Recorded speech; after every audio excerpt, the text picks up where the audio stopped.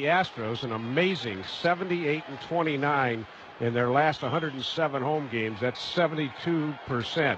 And they take advantage of this crowd and this closed roof, and they have been playing great ball at home. Wally Bell will be the home plate umpire today. David Eckstein is in the box, ready to go, and he swings and fouls back the first pitch into the upper deck to our right, and the count is 0-1.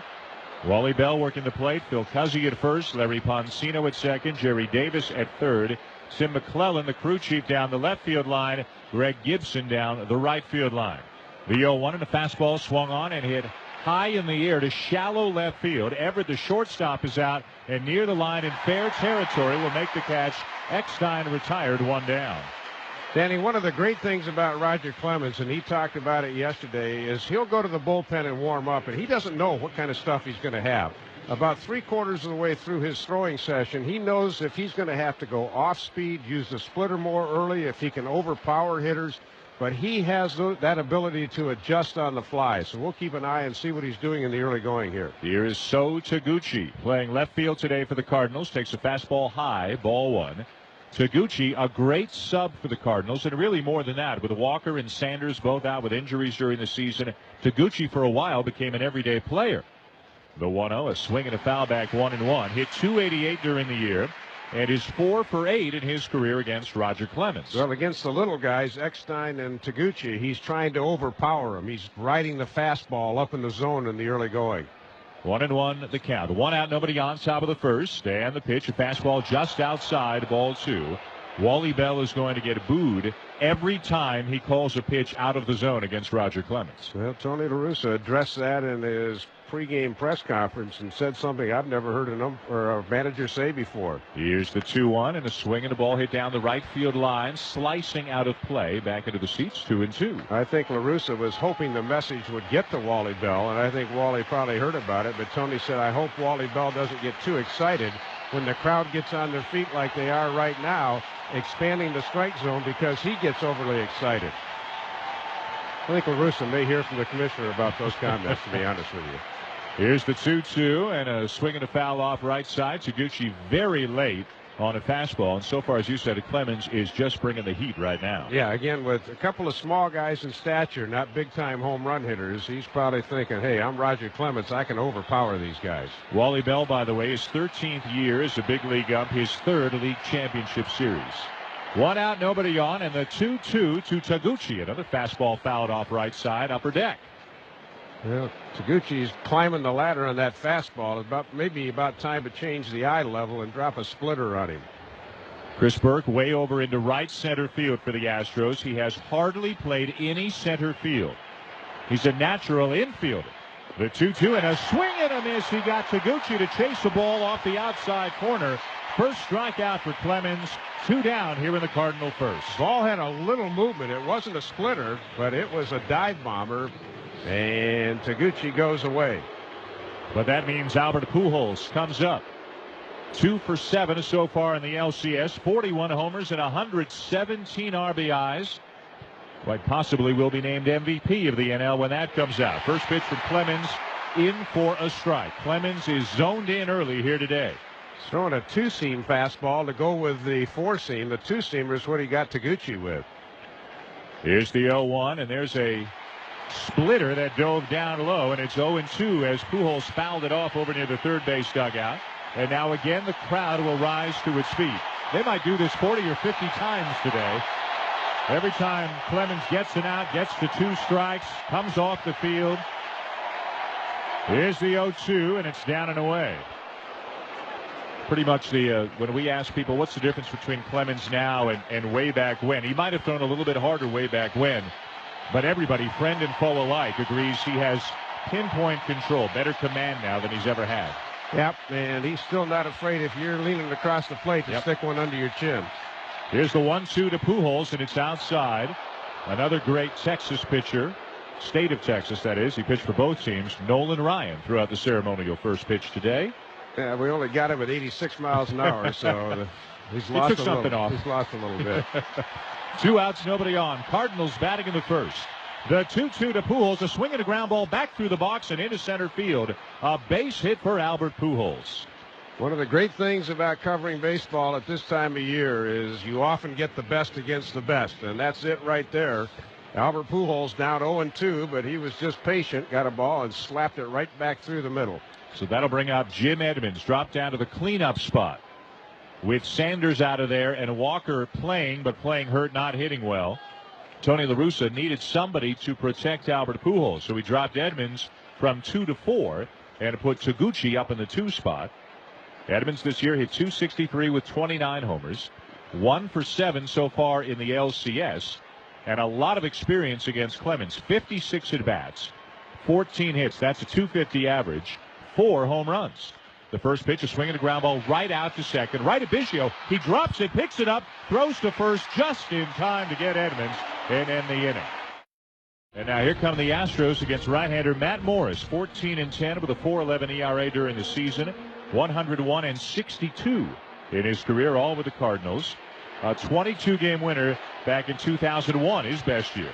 Craig Biggio leads it off and takes a pitch over the outside corner for a strike. The crowd chanting Biggio's name as he steps in. The second baseman, 2 for 8 in the series, hit 26 homers and 40 doubles during the year. The 0-1, down and in, a ball and a strike. He loves those Crawford boxes. A right-handed hitter who's become more of a pull hitter the last couple of years. And it's just 315 feet down the left field line to the boxes. Now it is 19 feet high. That's where the scoreboard is. The 1-1, a check swing. They'll appeal to first, and he didn't go, says Phil Cussy. 2-1. It's 362 to left center. Goes all the way out to 436 in straightaway center field. That's where the hill and the flagpole are. 373 in the right center, and then 326 down the right field line. Biggio checks the swing again, and he takes low, and the count is 3-1. Danny, one of several Astros who hit much better at home, 291 versus 235 on the road. So he loves that porch and left. The 3-1, and a swing and a ball grounded sharply down to third. A one-hopper for Nunez, and the throw across to Pujols in time to get him. One down, and that's what makes Clemens' 1.87 ERA that much more remarkable, that he pitched half of his games in this park. Yeah, the Astros obviously learned how to pitch here because they had the lowest home ERA of any team in the majors at 3.05. So Roger says he doesn't purposely pitch to the big part of the park, but with his stuff, that's where a lot of balls are hit. Clemens this year had a 2.33 ERA here at home, had a 1.32 ERA on the road. Here's Chris Burke starting in center field. The pitch from Morris outside, ball 1. You know Burke's story by now, the home run in the 18th Sunday, a home run off Carpenter in game 1 of this series, the triple and the single in game 2. And now forcing his way into the lineup against the righty. The 1-0 pitch grounded sharply, but right at Eckstein, the shortstop, fields the one-hopper, fires it over to first, and Burke is retired, 2 down. Well, Matt Morris, the good thing for him is he's keeping the ball down, but the Astros have hit 2 right on the button, but right at Nunez and right at Eckstein. Now Lance Berkman hitting third, playing left. 3 for 8 with a couple of doubles so far in the series. Hitting from the left side, which is his better side, his power side. The infielders will play him to pull, although not a full shift. Eckstein is still on his normal side of second base. The outfielders play him to pull just slightly. The pitch from Morris, and a swing and a little soft liner into left field. That's a base hit. Berkman hits it right off the end of the bat into left for a 2-out single. Well, Lance Berkman, good numbers against Matt Morris, 350, and he continues that.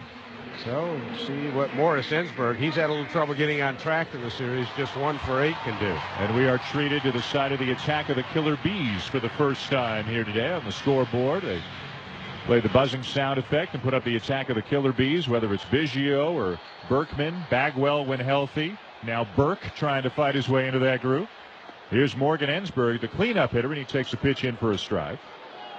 Ensberg leading the Astros in home runs and RBIs during the year, 36 and 101. 1 for 8 so far in the LCS. Good pitch by Morris, inside corner. Ensberg with an open stance. That means he likes the ball out away from him. Here's the 0-1, and a curveball is swung on and missed. 0-2. That can be a very effective pitch for Matt Morris. Yeah, especially when he starts out with a fastball inside to get Morris or get Ensberg conscious of that inside pitch. That opens up the outside part of the plate, especially down. 2 outs, runner at first. No score in the bottom of the first, and an 0-2 count on Morgan Ensberg, the Astro cleanup hitter. Morris gets a sign from young Yadier Molina. And the pitch, a breaking ball in the dirt, and Ensberg wouldn't chase. That was a slider from Morris. He's got the fastball in the low 90s, the slider in the mid 80s, and then the slow curveball as well. Morris has won a couple of postseason games in his career. Both were in the division series. He has pitched in the LCS, has pitched in the World Series, but has never won. The 1-2 in the dirt, 2 balls, 2 strikes. I could tell it was in the dirt. There was a little cloud of dust. Oh, you've been watching? I'm sorry. We are going to find that there's going to be a new hand signal from the umpires that'll be discussed this winter. Because you asked me before the game, has there ever been a uniform call to that? I don't think so. I don't think we'll get a memo about it. I think just quietly behind the scenes they'll make it uniform. But 2 balls, 2 strikes. The pitch to Ensberg, a swing and a weak ground ball hit toward third. Charged by Nunez from the infield grass. He'll throw him out by a step, and the inning is over. No runs, a base hit, and a man left. We're through 1, and it is scoreless here in Houston. Sanders out today, Walker in, and the first pitch from Clemens is taken low, ball 1. Walker not a lot of success against Clemens in his career, 3 for 20. The 1-0 and a fastball over the outside corner for a called strike, 1-1. Roger, 93, 94 on the guns. Got plenty of juice in the early going here. Working very quickly. The 1-1, a swing and a ground ball hit to first. Backs up Lamb by a step. The Rays saw it, and Lamb will slide into first just ahead of Walker. Clemens will pat Lamb on the back as he helps him back to his feet. I don't know if there was a little miscommunication or maybe Clemens a little bit slow getting over. Yeah, well, Rogers got the hamstring problem. He first injured it this year in a game here against the Cardinals, I believe, on September 3rd. And it's been kind of gamey ever since. Before the start against the Atlanta Braves in Game 2, he had a number of friends going out and taking laundry bags full of ice, and he said this is not a good deal to be icing down before a game. He is on an extra day's rest since that relief appearance in Game 4 of the division series as he starts Mark Grzelcyk with a strike. So the Rockets should be plenty strong today. Grzelcyk 1 for 8 in the series, hitting .318 in his career against Clemens, 7 for 22. Now pitch outside, it's a ball and a strike. Well, generally against a power pitcher, guys with a little short, quick strokes like Grzelcyk and So Taguchi are going to have better luck than the big power hitters. A guy like Clemens, power pitchers overpower power hitters. No score, top of the second. The 1-1 to Grzelcyk, and a breaking ball grounded out to short. To his left, Adam Everett up with it on to first. And Grzelcyk is retired, 2 down. So we've now reached Game 3. We've had 6 different starting pitchers. With Carpenter, Mulder, and Morris going for the Cardinals, Pettit, Oswalt, and Clemens going for the Astros. All of them at one point or another have won 20 games in a season. Only the second time in baseball history that 6 different starting pitchers who started the first 3 games of a series have all won 20 games at one point or another in their careers. Yadier Molina, bouncer to short. We'll tell you the other time next half inning because Everett just threw out Molina, and Roger Clemens has a very efficient 3 up, 3 down second. No score. The Cardinals and Astros going to the bottom of the second. Mike Lamb, the first baseman, leads it off against Matt Morris. The righty rocks into the windup, but he misses outside, ball 1. Lamb hitting .236 this season with a dozen homers, but against Morris, 4 career home runs and only 15 at bats. Pitch is down and in, ball 2. One of the reasons why is Phil Garner thought about his lineup. He wanted to get Burke in, didn't want to take Lamb out, could have taken Lane out, but likes his defense and power, so Willie Taveras ends up coming out of the lineup. The 2-0, a swing and a high fly ball hit to deep center, but that's the wrong place to hit him in this ballpark. Edmonds back in front of the track, at least 400 feet away, but it makes a routine catch for out number 1. Edmonds was in full lope. He got a good read and just started drifting and loping after it. He had it all the way. Here's Jason Lane now, the right fielder. 0 for 7 through the first 2 games of this series. Remember, it's 436 feet to the wall in straightaway center, which I believe is the furthest it is to any part of any current Major League ballpark. Pitch to Lane is in for a strike. Your old favorite, Tiger Stadium, was 440 to straightaway center. 440. That's where I used to hit them all the time. When they let me take my 7-iron out before the game. 0-1 the count on Lane, and the pitch for Morris, a slider just off the outside corner. Last year, the Cardinals won the first 2 in St. Louis. Houston took 3 in a row here, and then the Cardinals won 6 and 7 back at Busch Stadium. So the Astros a step ahead of where they were last year at this time. The 1-1 grounded out to short, right at Eckstein, and the throw to first in time, 2 down. We'd like to extend a special welcome to our U.S. servicemen and women stationed around the world and on ships at sea, listening to today's game on the American Forces Radio Network. Glad you're with us wherever you are. We hope you get home safely and get home soon. Here's Brad Ausmus being a good catcher, taking some time getting into the batter's box, although Roger Clemens had a very easy top of the second, threw only 7 pitches, and has thrown only 23 through the first 2 innings. The pitch to Ausmus, and he takes at the knees for a called strike. Still amazed, and I think Brad is too, where he hit that game-tying home run against the Braves last Sunday. Here's the 0-1, and it's inside, a ball and a strike.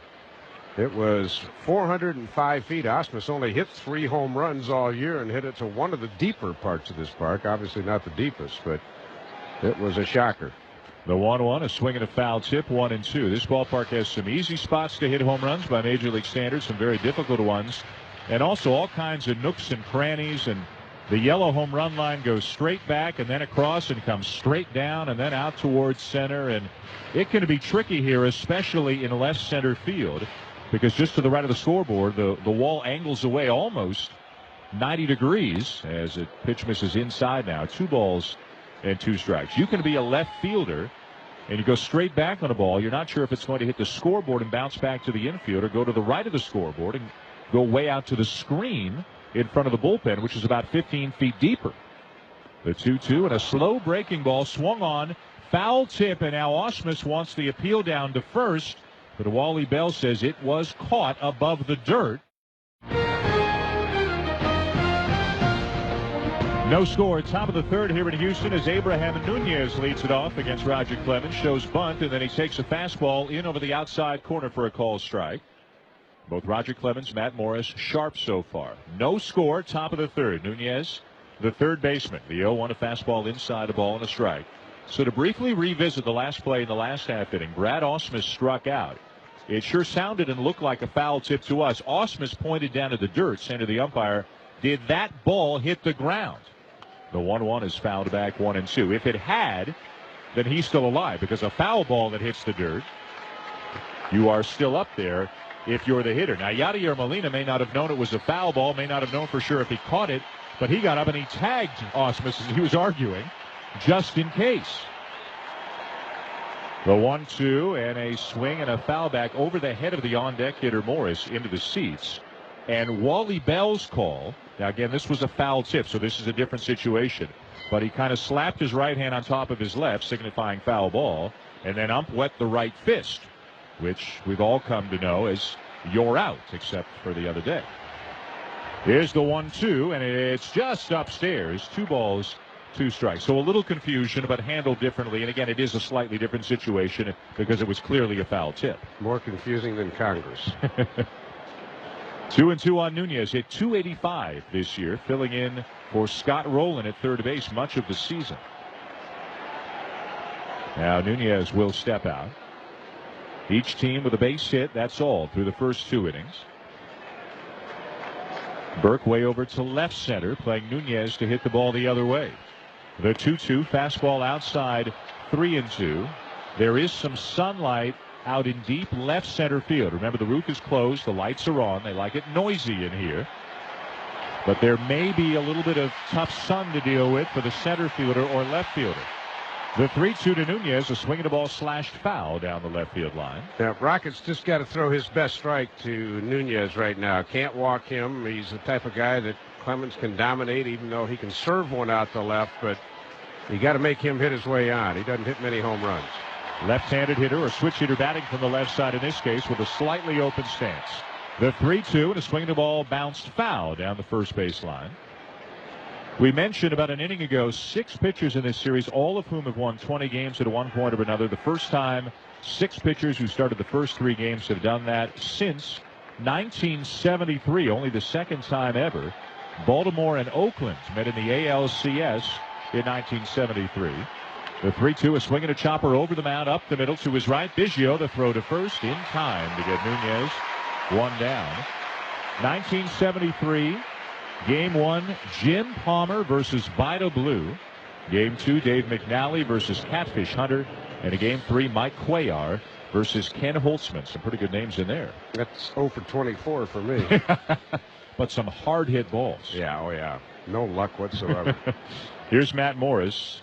Hit 088 this year. The Clemens pitch, fastball right down the middle. Morris 5 for 57.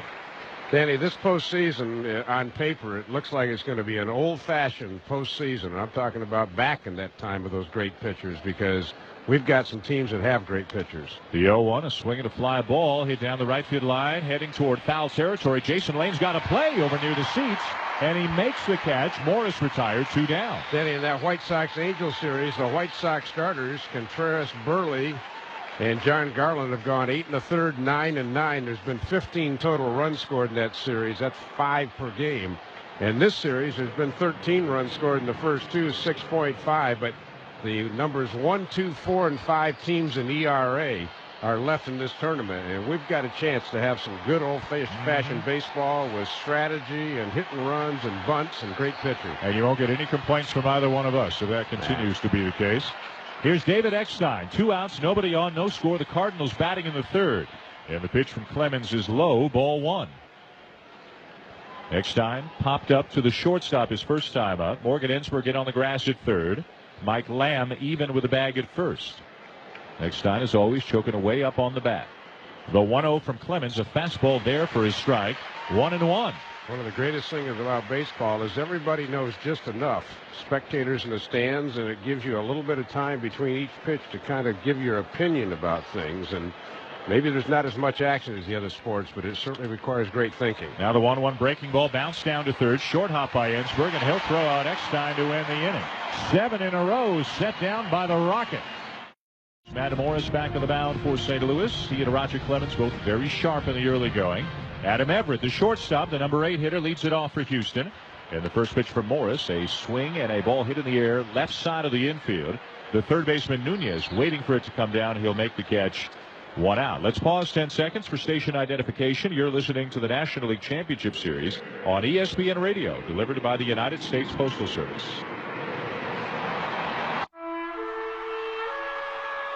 You're listening to the Houston Astros on XM Satellite Radio. A huge ovation for Roger Clemens as he comes up as a hitter for the first time today. Dan Shulman and Dave Campbell here on ESPN Radio. No score, bottom of the third. And the pitch to Clemens, outside, ball 1. Clemens, in addition to everything else he did this year, had a pretty good year with the stick. Hit .207 this season. Here's the 1-0 and a fastball down the middle for a strike. The 1-1, a fastball for his strike, 1 and 2. He is larger than life. Yep. And especially in Houston, Texas. No score, bottom of the third. Clemens waiting. Morris into the windup. And the 1-2, a curveball, and it's lined into shallow right center. A base hit in front of Edmonds.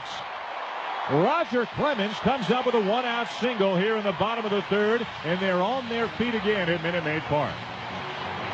Well, owner Drayton McLean talked about it when they signed Roger Clemens. He said that Roger Clemens is a brand name, much like Coca-Cola. Now, I'd say that's maybe stretching it just a tad, but maybe not much down here. Phil Garner was trying to be careful in the way that he phrased this to us earlier today, and he said, but you know what? He's so big and he's so good and he's done so much that even when he goes out and does it again, it's almost like it's expected. He can throw a shutout, and people will say, well, he's Roger Clemens. Of course he threw a shutout, and he wants people to appreciate how special this year has been. Now a hit off the bat of Biggio. As Clemens avoids it, it'll scoot into right field for a base hit. Didn't hit it well right off the end of the bat, but hit it between first and second into right. A single for Biggio, and Clemens up to second. Yeah, I think the only worry for the Astros right now, Clemens having to sputter stop there to keep from getting hit with the ball. I think they worry about him on the bases with that hamstring. So he's such a competitor. I mean, he laid down a sacrifice bunt in that 18-inning game, and Gardner was covering his eyes because he was running so fast at first. And here comes the latest member of the Killer Bees, and he must be officially in the group now because they are Greeting him with the attack of the Killer Bees again on the scoreboard. Chris Burke rounded out sharply to short his first time up. 5 for 9 in the postseason. Pitch for Morris, down and away, and blocked by Molina, ball 1. Burke has hit a couple of homers, a triple, a double, and a single. By the way, I think as most folks know, the same fan caught the Lance Berkman home run and the Chris Burke home run last Sunday. Yesterday came out to the ballpark and gave the balls back. The 1-0 there for strike 1-1. They are going to an exhibit at the Hall of Fame. And in exchange, the fan, his name is Sean Dean, was given 4 tickets to today's game, all kinds of memorabilia, jerseys. Met Roger Clemens yesterday, in addition to Berkman and Burke. The 1-1 in at the knees for a strike 1-2. And it was given lifetime passes to the Hall of Fame in Cooperstown. Not bad, but you also have to admire him. Yes. He was asked, did you think about selling the balls? He goes, are you kidding me? I've been an Astro fan all my life. These belong to the Astros. Good for him. The 1-2 and a breaking ball hit up the middle. It knocks the glove right off Morris. Goes out to Grzelcyk at second. He'll pick it up and step on second for the force. And that's all they'll get. So it's first and third, 2 down. Morris waves off Barry Weinberg. The trainer says, I'm fine. It hit him in the glove, but it hit him so hard it knocked the glove right off his hand. Yeah, that's perfectly legal when a ball knocks your glove off.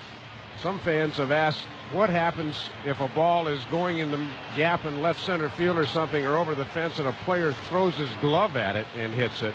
At that point, it becomes an automatic triple. I'm still wondering about the one that's headed to the stands as a home run. I think the umpires might have the discretion to call that a home run. And I guess Matt Morris gets an assist on that play. Oh, yeah. So it is 1-4 on the put out at second base. A fielder's choice for Burke. Clemens to third, 2 down. And here is Lance Berkman at a base hit to left field. Back in the first inning. The Astros looking to break through. This is a scoreless game in the bottom of the third. The first pitch for Morris, a swing and a miss by Berkman. It was way out in front of a breaking ball and missed it badly. And after the swing, kind of did another swing, almost swatting his bat at the air as if to say, why did I do that?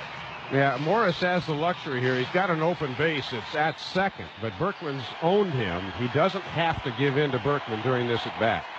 Here's the 0-1, and it's a fastball way inside, almost hit him. Throw down to first, and Burke is just back in safely.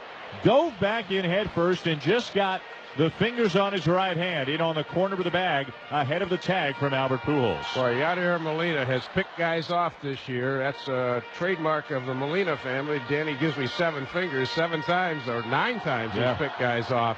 And that was a planned play. He had a signal with Albert because he came out and threw a rocket down to first base. He also threw out 55% of opposing base runners. That doesn't include the 9 pickoffs this year. First and third, 2 down, no score. The 1-1 to Berkman inside. Talked to Yadier before the game. We heard that Benji, amazingly enough, was a shortstop growing up. Jose was always a catcher. Yadier said he was a pitcher and a third baseman until he was about 14 years of age, and he saw guys like Pudge Rodriguez, Benito Santiago, and how they got to the majors and the success they had, and he patterned himself after them. The 2-1, a breaking ball just outside, ball 3. Well, again, dangerous pitch now. Yeah, he doesn't have to give in to Berkman. Morgan Ensberg, a right-handed batter who's 4 for 18 lifetime. He doesn't have nearly the numbers that Berkman does, so I don't expect anything too fat for Lance Berkman here. Clemens at third, Burke at first. 2 down, no score. Bottom of the third. The 3-1 pitch and a breaking ball bounced foul over the first base dugout into the stands. Well, Morris threw him a 3-1 curveball, and he was going to make it a perfect pitch or else, and he got it in a good spot. Berkman fouled it off. Berkman with a single to left field, his first time up. Came into the game a .350 career hitter against Morris, 21 for 60. Morris sets. And on the 3-2, the runner goes, and it's in there for strike 3, called at the knees. Berkman hopping and dancing up the first baseline. Did not like the call from Wally Bell. No score, top of the fourth. Roger Clemens into the windup. And the first pitch to So Taguchi, a slider taken low for ball 1. It'll be Taguchi, Albert Pujols, and Jim Edmonds, the 2, 3, and 4 hitters coming up this inning for Tony La Russa's St. Louis Cardinals. Taguchi struck out swinging in the first. The 1-0, a fastball just below the knees, ball 2. See how Roger does after being on the base paths. He had the single. He had to go hard to second. He went over to third on a ground ball, and so he's working with no rest in between innings now. Here's the 2-0, and it's a fastball over the outside corner at the knees, 2-1. Clemens 1-1 in 4 starts against the Cardinals this season with a 2.63 ERA. So he did pretty well, but they actually got to him more than most teams did. The 2-1 and a swing and a grounder foul. Third base side 2-2. We talked about that phenomenal record that the Astros have had at home in the last 107 games, 78-29. But the Cardinals were 5-3 here this year. The Cardinals dominating the season series 11-5, but a ton of mutual respect. The Cardinals knew they were in for a tough series. Didn't matter they won 11 more games during the season. The 2-2 and a swing and a ball pulled foul, jammed him, and Taguchi is heading back toward the third base dugout. He's going to have to get a new bat. Fans, log on to ESPNradio.com to ask Dave Campbell your Equifax question of the game. It's easy. Just click the Equifax question of the game link and submit your question. If your question is answered on the air, you'll receive an ESPN Radio gift pack. No score, 4th inning here at Minute Maid Park. Roof closed, not because of the weather, just to keep all the noise inside here at the stadium, make it even louder. Taguchi back in the batter's box with a fresh bat. And the 2-2 from Clemens, and a breaking ball yanked foul third base side into the second deck. Roger Clemens one other time in his career had an ERA under 2. It was 15 years ago with the Red Sox when he had an ERA of 1.90. He has won 7 Cy Youngs, is very unlikely to win it this year because the wins were down just 13, but that was entirely due to a lack of run support. Otherwise, he'd be the front runner. The 2-2 and a rising fastball is fouled straight back by Taguchi. Danny, and not once during the regular season or at any time did you hear Roger Clemens complain about the lack of run support. He just say, hey, the guys are trying. You know, it's my job to hold them down. I can't control the other parts of the game, but he never once complained about it. Taguchi giving him a battle here to open the 4th. The 2-2 and a swing and a fly ball to right center field. Burke going way back, and on the warning track will make the catch about 370 feet away for out number 1. We mentioned Burke has hardly played out there, just 1 start this season in center, and then a couple of innings there, a couple of innings here, only 1 chance in center field in his time out there this year, but he looked fairly comfortable going back to deep right center on that play. Other thing about playing him out there today, even though he gathered that ball in, Clemens not much of a fly ball pitcher anymore with that splitter. Here's Albert Pujols, and the Clemens pitch bounces in for ball 1. Pujols had a base hit to center in the first. He is the only Cardinal to reach base against Clemens so far today. Well, he is such a weapon, and I mean, you try to pitch him away in this ballpark, he'll hit one in the right center field seats. He's probably capable of reaching the 436 sign straightaway center. So this is the guy Roger just can't let beat him today. Clemens wants a new baseball. With the base hit, Pujols is now 8 for 28 in his career against Clemens. That's a 286 average. He has not homered, and he's only struck out twice. So Pujols has had a few hits, but generally Clemens has kept him from doing any damage. The 1-0, and it's in at the knees for a strike, 1-1.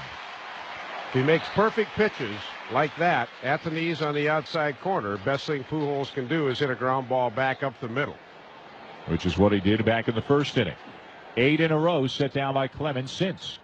The 1-1 and a slider down and away in the dirt. 2 balls and a strike. Clemens working extremely quickly. He has thrown 47 pitches through 3 1/3.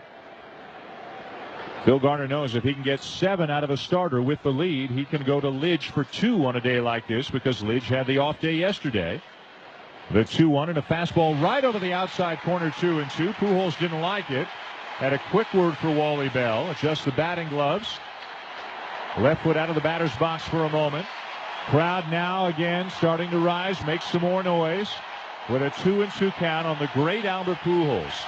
Best against best right here. Clemens gets the sign from Ausmus. And the pitch, a swing and a ball hit in the air to deep left center field. Burke is racing back on the track. He's got it. Just to the right of the 404 sign. as Clemens keeps Pujols in the ballpark. A long, loud out for out number 2 here in the Cardinal 4th. Well, Roger made 4 great pitches to Pujols, but he made a mistake. He got one middle of the plate, and Albert just barely missed it. If he pulls it just a little more, he gets it out of here. And again, Burke now tested twice this inning, once to right center, once to left center. He was bracing for the wall with his right hand, feeling for it as he reached up to make the catch. Not only is he playing an outfield spot he's unfamiliar with, he's a natural infielder. Drafted as a shortstop, converted to a second baseman, hardly played any outfield anywhere until this year when the Astros decided to move Biggio back into second base. 2 outs, nobody on, no score. And here's Jim Edmonds to take a slider in for a strike. And it's 0-1. Phil Garner told us that Burke is almost totally inflappable, except when the University of Tennessee is playing football and they're having a bad afternoon. The 0-1, just low, a ball and a strike. Good news, Garner told us, is Tennessee's not playing today, so Burke has his mind entirely on the game. Whether a couple of his teammates can say the same thing, Soup, we don't know. Well, Morgan Ensberg and Jason Lane went to USC, and Brad Lidge to Notre Dame. The 1-1 down low, 2-1 on Edmonds. No score in the 4th inning. Well, you mentioned Edmonds has 4 home runs against Clemens and 14 hits and 57 tries. He's also got 21 strikeouts, so it's kind of been outhouse or penthouse for Edmonds against Clemens. Grounded out to second to close the 1st inning. Clemens shaking off a couple of signs from Brad Ausmus. Now into the windup, the 2-1, and it's in the dirt.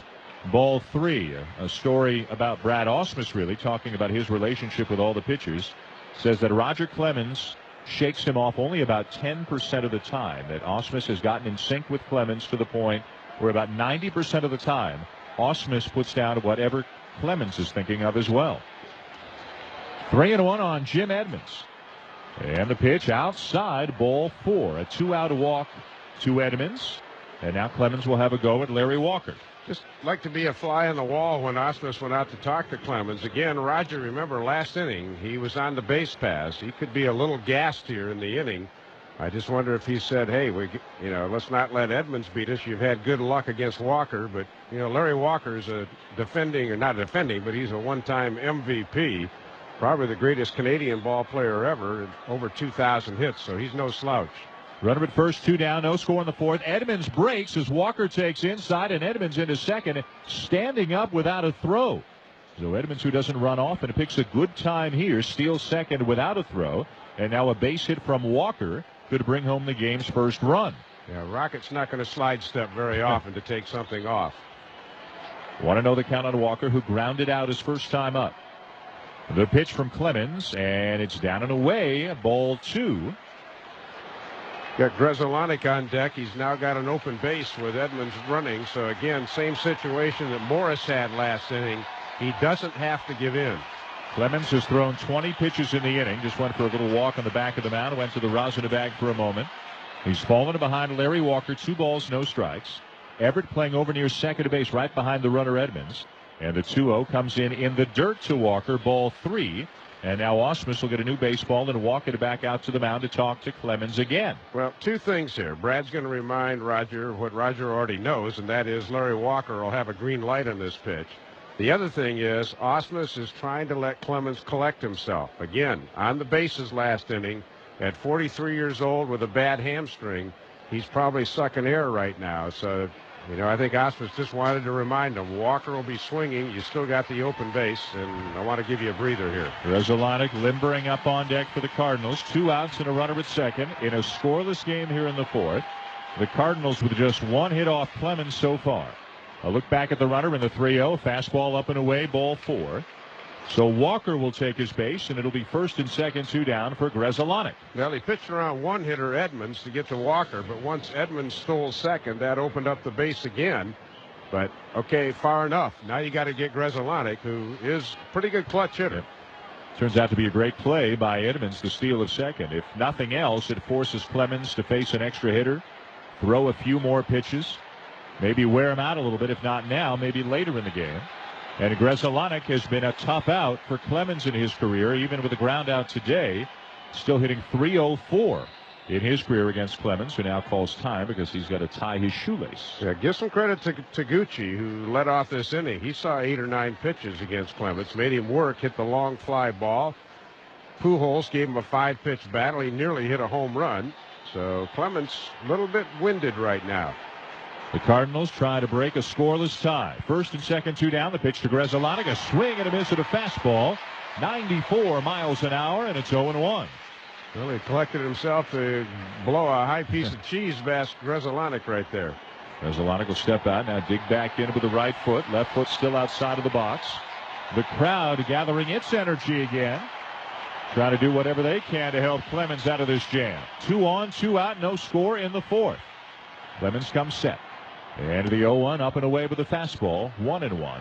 Roger got underneath that one, and he kind of motioned to Osmus. I know I dropped my, back shoulder. He threw that ball uphill. Clemens stronger at this point of this season than he was last year. Had a better year overall, and it looks like he's got a little more in reserve than he did. The 1-1 and a swing and a bouncer foul back toward the on-deck circle where Molina will pick it up. And it's now 1-2, and now they'll all get on their feet again here in Houston. They were all handed out some kind of terrible towel or Homer hanky or whatever you want to call it. I don't know specifically what it says on it, but they're all waving them around here at Minute Maid Park right now. Well, third conference of the inning, and this one, Clemens called Osmus out. The scoreboard demands they get louder, and they'll do just that. Grzelcyk steps back in and taps the plate. Clemens has his sign from Osmus. And the 1-2 pitch, and it's just up and away. 2 balls and 2 strikes. The crowd booing, but it did not appear to have part of the strike zone. Well, he tried to overpower Grzelcyk with a fastball up and away. Didn't bite. A long inning for Clemens. Got the first 2 outs, although they weren't easy. Then a couple of walks. Now 2-2 on Grzelcyk. The pitch, and a breaking ball misses outside, ball 3. And now Edmondson Walker will be on the move with the pitch. Yep, right now, critical pitch for Clemens. Matt Morris throwing a good game as well, and for the first time in the ball game, Clemens is giving a little ground here. Clemens straddling the rubber, now steps back on as Grzelcyk steps back in. Full count pitch. Big moment in this game. No score, 4th inning, 2 on, 2 out. Clemens ready. He deals, and a swing and a ground ball out to second to his right. Biggio has it, gets it on to first ahead of Grzelcyk to end the inning. No runs, no hits, 2 walks, and 2 men left. Broadcast start, 4:15 Eastern time. Brandon Backey and Jeff Suppan. The pitch to Ensberg, a breaking ball in for a strike, and it's 0-1. Dan, if this were a prize fight, I'd give the Cardinals just a slight nudge on points because Clemens started to give some ground last inning. Now, if the Astros can have a long half at bat, then maybe it'll go back to even. Fastball down and away, a ball and a strike on Ensberg, who grounded out his first time up. Now 1 for 9 in the LCS. Houston is not an explosive ball club, 11th in the National League in run score this year. Ensberg, their biggest run producer on the season, as he checks the swing and a ball down and away, ball 2. In a game 2, guys like Burke and Osmus and Everett came up with the big offensive moments. But they really need Berkman and Ensberg to get some big hits. The 2-1 runs inside, ball 3. Well, Morris has come inside twice on Ensberg, once for a strike and that one right there. But he has to do that because he can get Morgan out on that low and away breaking ball, but you've got to pound him in enough to keep him honest. Morris started the year 8-0, but after the All-Star break really had a rough spell for a while. The 3-1 is just outside, ball 4. And the Astros have the leadoff man on. That's the first time either team today has had a leadoff man reach base. So now it'll be Mike Lamb. Hit a fly ball to center his first time up. Well, the Astros will run, but you wouldn't think that Ensberg's one of the guys that does it very often.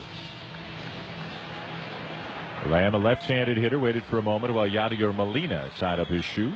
Don't think they go bunt here with the guy that's got the best numbers against Morris and the ability to pull the ball through that hole. 4 career homers for Lamb off Morris in 16 at-bats as he looks at a strike. Lamb became a major contributor for the Astros last year. Did not have the same kind of season this year. And Phil Garner's got some flexibility. Lamb generally will play against right-handers, not against lefties. Lance Berkman can move around from first to left to right sometimes. So there's some flexibility there. The 0-1, a breaking ball down and in, a ball and a strike. Yeah, the Astros do not have their best defensive team on the field right now, but if they can get a lead, they can make some switching around. They can do some switching around, probably move Burke to left, Tavares to center, Berkman into first base, but they got to get that lead first. The fourth time the Astros have played in the NLCS. They have never been to the World Series. Got to Game 7 against these Cardinals last year. The 1-1 is outside, ball 2. 1980, 1986, last year and this year. The 4 times they have been to the NLCS. They were also in the playoffs in 97, 98, 99, and 01, but lost in the first round every year. 3 of those 4 times to Atlanta. Here's the 2-1, and Lamb hits a fly ball to left field. This is trouble. This is gone. A home run for Mike Lamb into the Crawford boxes, and the Astros lead 2-0.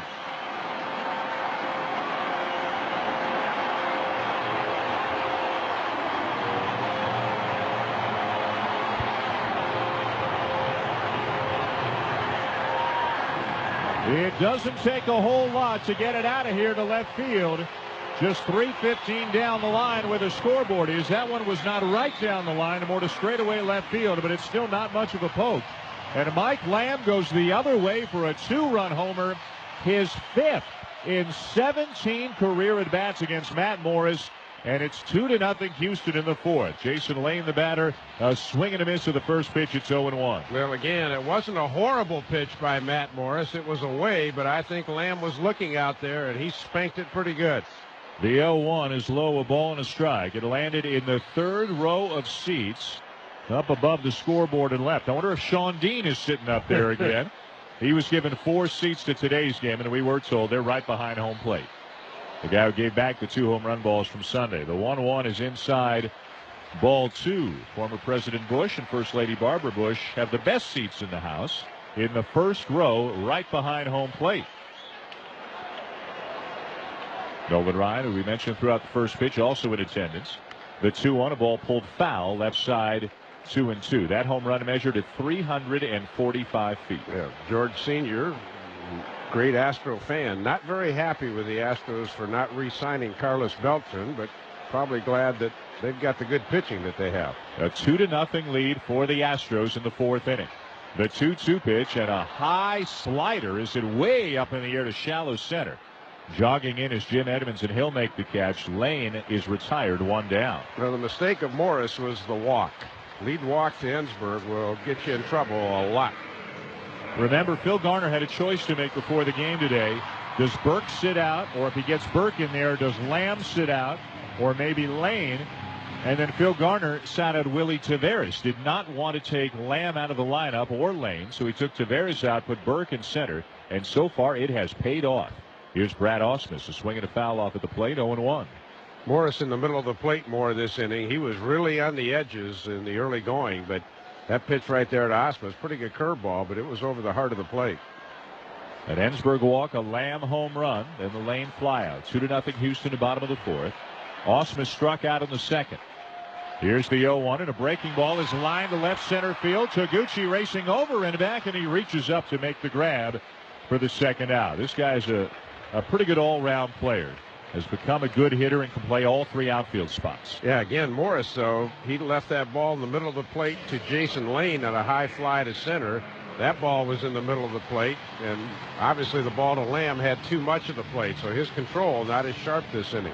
The pitch from Morris and a curveball there at the knees for a strike. The Astros striking quickly this inning. The 0-1, another curve, down and away. 1-1 on Adam Everett, who hit .248 with 11 homers during the season. Clemens does have the benefit of the bottom of the order coming up in the 5th inning, but, a professional like Roger knows he still has to make pitches to them. The 1-1, fastball there for a strike. 1-2 on Everett. Clemens is on deck right now. Yeah, this is important to turn the lineup over. That's the one thing different between the National League and American League. if you can get that pitcher out of the way, that's a good thing to get on base here. 1-2 is swinging a grounder out to short. Eckstein has it, and the throw to first just in time to get Everett and end the inning. But the Astros score first. A 2-run homer by Mike Lamb. Clemens on the first base side of the rubber, looking in toward Ausmus, quickly gathers the sign, and the first pitch to Molina, a fastball down the middle for a strike. Clemens 92 to 94 with a fastball today. We've seen the 4-seamer, the straight one, and also the 2-seamer that he has thrown very effectively today. The 0-1, there's a slider, and it's grounded between third and short into left field. A base hit for Molina. Well, Clemens kind of gives that look like, he knows. You know, one thing about Roger Clemens, nobody has to tell him how his body feels, and body language is confident, but also the fact that he knows that he's not quite as strong as he was earlier in this game. The two keys may be, and we saw it in Game 7 last year, can he navigate his way through the heart of the order for the 3rd time? That's something he could not do in Game 7 last year. And can he get through 7 to allow Phil Garner to go right to Brad Lidge? Here's Abraham Nunez. And the pitch down and in the dirt, blocked by Ausmus. Obviously, I mean, you know, Phil, if he had his all-time druthers, would, you know, with 3 games in a row now and not having an off day until Tuesday, he doesn't necessarily want to use Lidge for 2, but I think if he's got a 2-0 lead and it's the 8th inning, I think he goes for the hammer and brings Lidge in for 2 and worries about tomorrow. And Pettit and Oswald, although back is pitching tomorrow. Clemens is not a complete game guy anymore, although he had an extraordinary year. Is not throwing 8-9 innings to start. The 1-0 is swinging a ground ball to the right side off the glove of the diving first baseman Lamb. It'll bounce into shallow center. Stopping at second is Molina. And the Cardinals have the first 2 men on here in the 5th inning. Well, Clemens gets the ground balls, but doesn't have too much luck. That's a tough play. Lamb is not a real good first baseman, but that would have been a tough play for anybody. It was an in-between hop, and it was between first and second. So, you know, the Molina hits the ground ball single to left, and that ball right there. So now the Astros will look for a bunt with Matt Morris coming on. And Jose Oquendo, the third base coach, has come about 2/3 of the way down the line to talk to Morris. Now Morris has a follow-up question, so he'll go back and talk to Oquendo again. We mentioned Morris hit only .088 during the season, but he did have 8 sacrifices, and these Cardinal pitchers take some pride in the way they handle the bat in these types of situations. Yeah, and I mean, if you're the Astros right now, you got to think about putting the wheel play on where the shortstop covers third, because Molina's a slow runner at second base. That's when you utilize that play, when you have a real slow runner at second. They're in on the corners. Doesn't look like the Astros have that play on. It's a swing and a foul back by Morris on the first pitch, 0-1. How about that? Yeah, well, I think Jose Oquendo might have said if they charge you, go ahead and swing, and they didn't charge, but I think Morris, all he heard was go ahead and swing. Now Ensberg, the third baseman, relaying his own set of signs that Clemens and the rest of the infielders are watching. Ensberg about 8 or 10 feet in front of the bag. Lamb's a little closer than that at first. The lead at second by Molina. Nunez at first. Everett, the shortstop, right behind the runner right now. Clemens sets. Morris squares, and the pitch punted back toward the mound, third base side. Clemens bare hands and lobs the ball to first. Biggio covering for the out. So Morris executes the sacrifice. Second and third for the Cardinals, 1 out. Well, the Astros kind of played that safety first. I personally think with a guy like Molina at second base, that's when you roll the dice. And I think Clemens had a play at third, but again, the Astros were playing safety first. David Eckstein, a contact hitter now, will step in. Third base and first base playing even with the bag. They'll concede the run at short and second. 2-0. Houston leads. We're in the top of the 5th here at Minute Maid Park as Eckstein steps out and looks down to Oquendo. Oquendo walks over to Molina and says something to him. The runner at second is Nunez.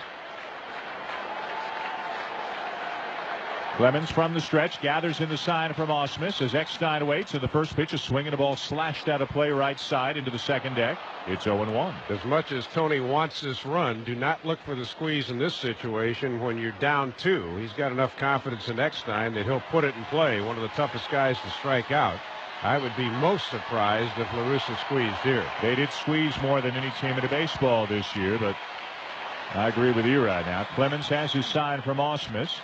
And the 0-1 taken low, a ball and a strike. So Taguchi is the on-deck hitter for the Cardinals, and if it gets beyond that, it'll be Albert Pujols. And now Ausmus asks for time from home plate umpire Wally Bell and jogs out to the mound to have another talk with Clemens. Yeah, a little surprised that Lamb is playing even with the bag at first base. I mean, yeah, he can come in on a ground ball hit to him, but with a 2-run lead, I would think he would be playing back. Eckstein hits a lot of balls that way, and he's not going to have much range if Eckstein sprays one down towards in the first base gap. The Astros lead 2-0. The pitch to Eckstein, missed inside. 2 balls and a strike. Crowd getting on the case of the umpire again. Roger asking where that one was. And Brad Ausmus now turns his head to the left to have a little conversation with Bell as well. There has not been a lot of grumbling so far about the strike zone. Clemens trying to collect himself off to the back of the mound for a moment. Second and third, 1 out. The Cardinals trailing 2-0, but threatening in the 5th. Clemens sets. And the pitch, a swing and a chopper foul off the foot of Eckstein. 2 balls and 2 strikes. You know, Eckstein probably thinking he was going to get fastball there with a 2-1 count, but he got something off speed. Clemens had a look of frustration as if he didn't execute the pitch. Left it too much over the heart of the plate. Many in attendance here at Minute Maid Park standing again. Clemens trying to get out of a jam. Second and third, 1 out.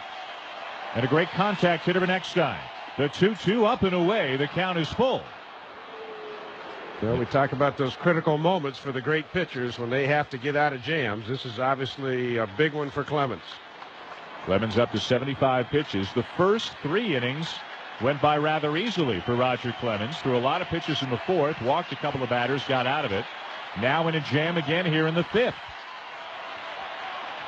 He has his sign. And the 3-2, a swing and a ball pulled foul, third base line.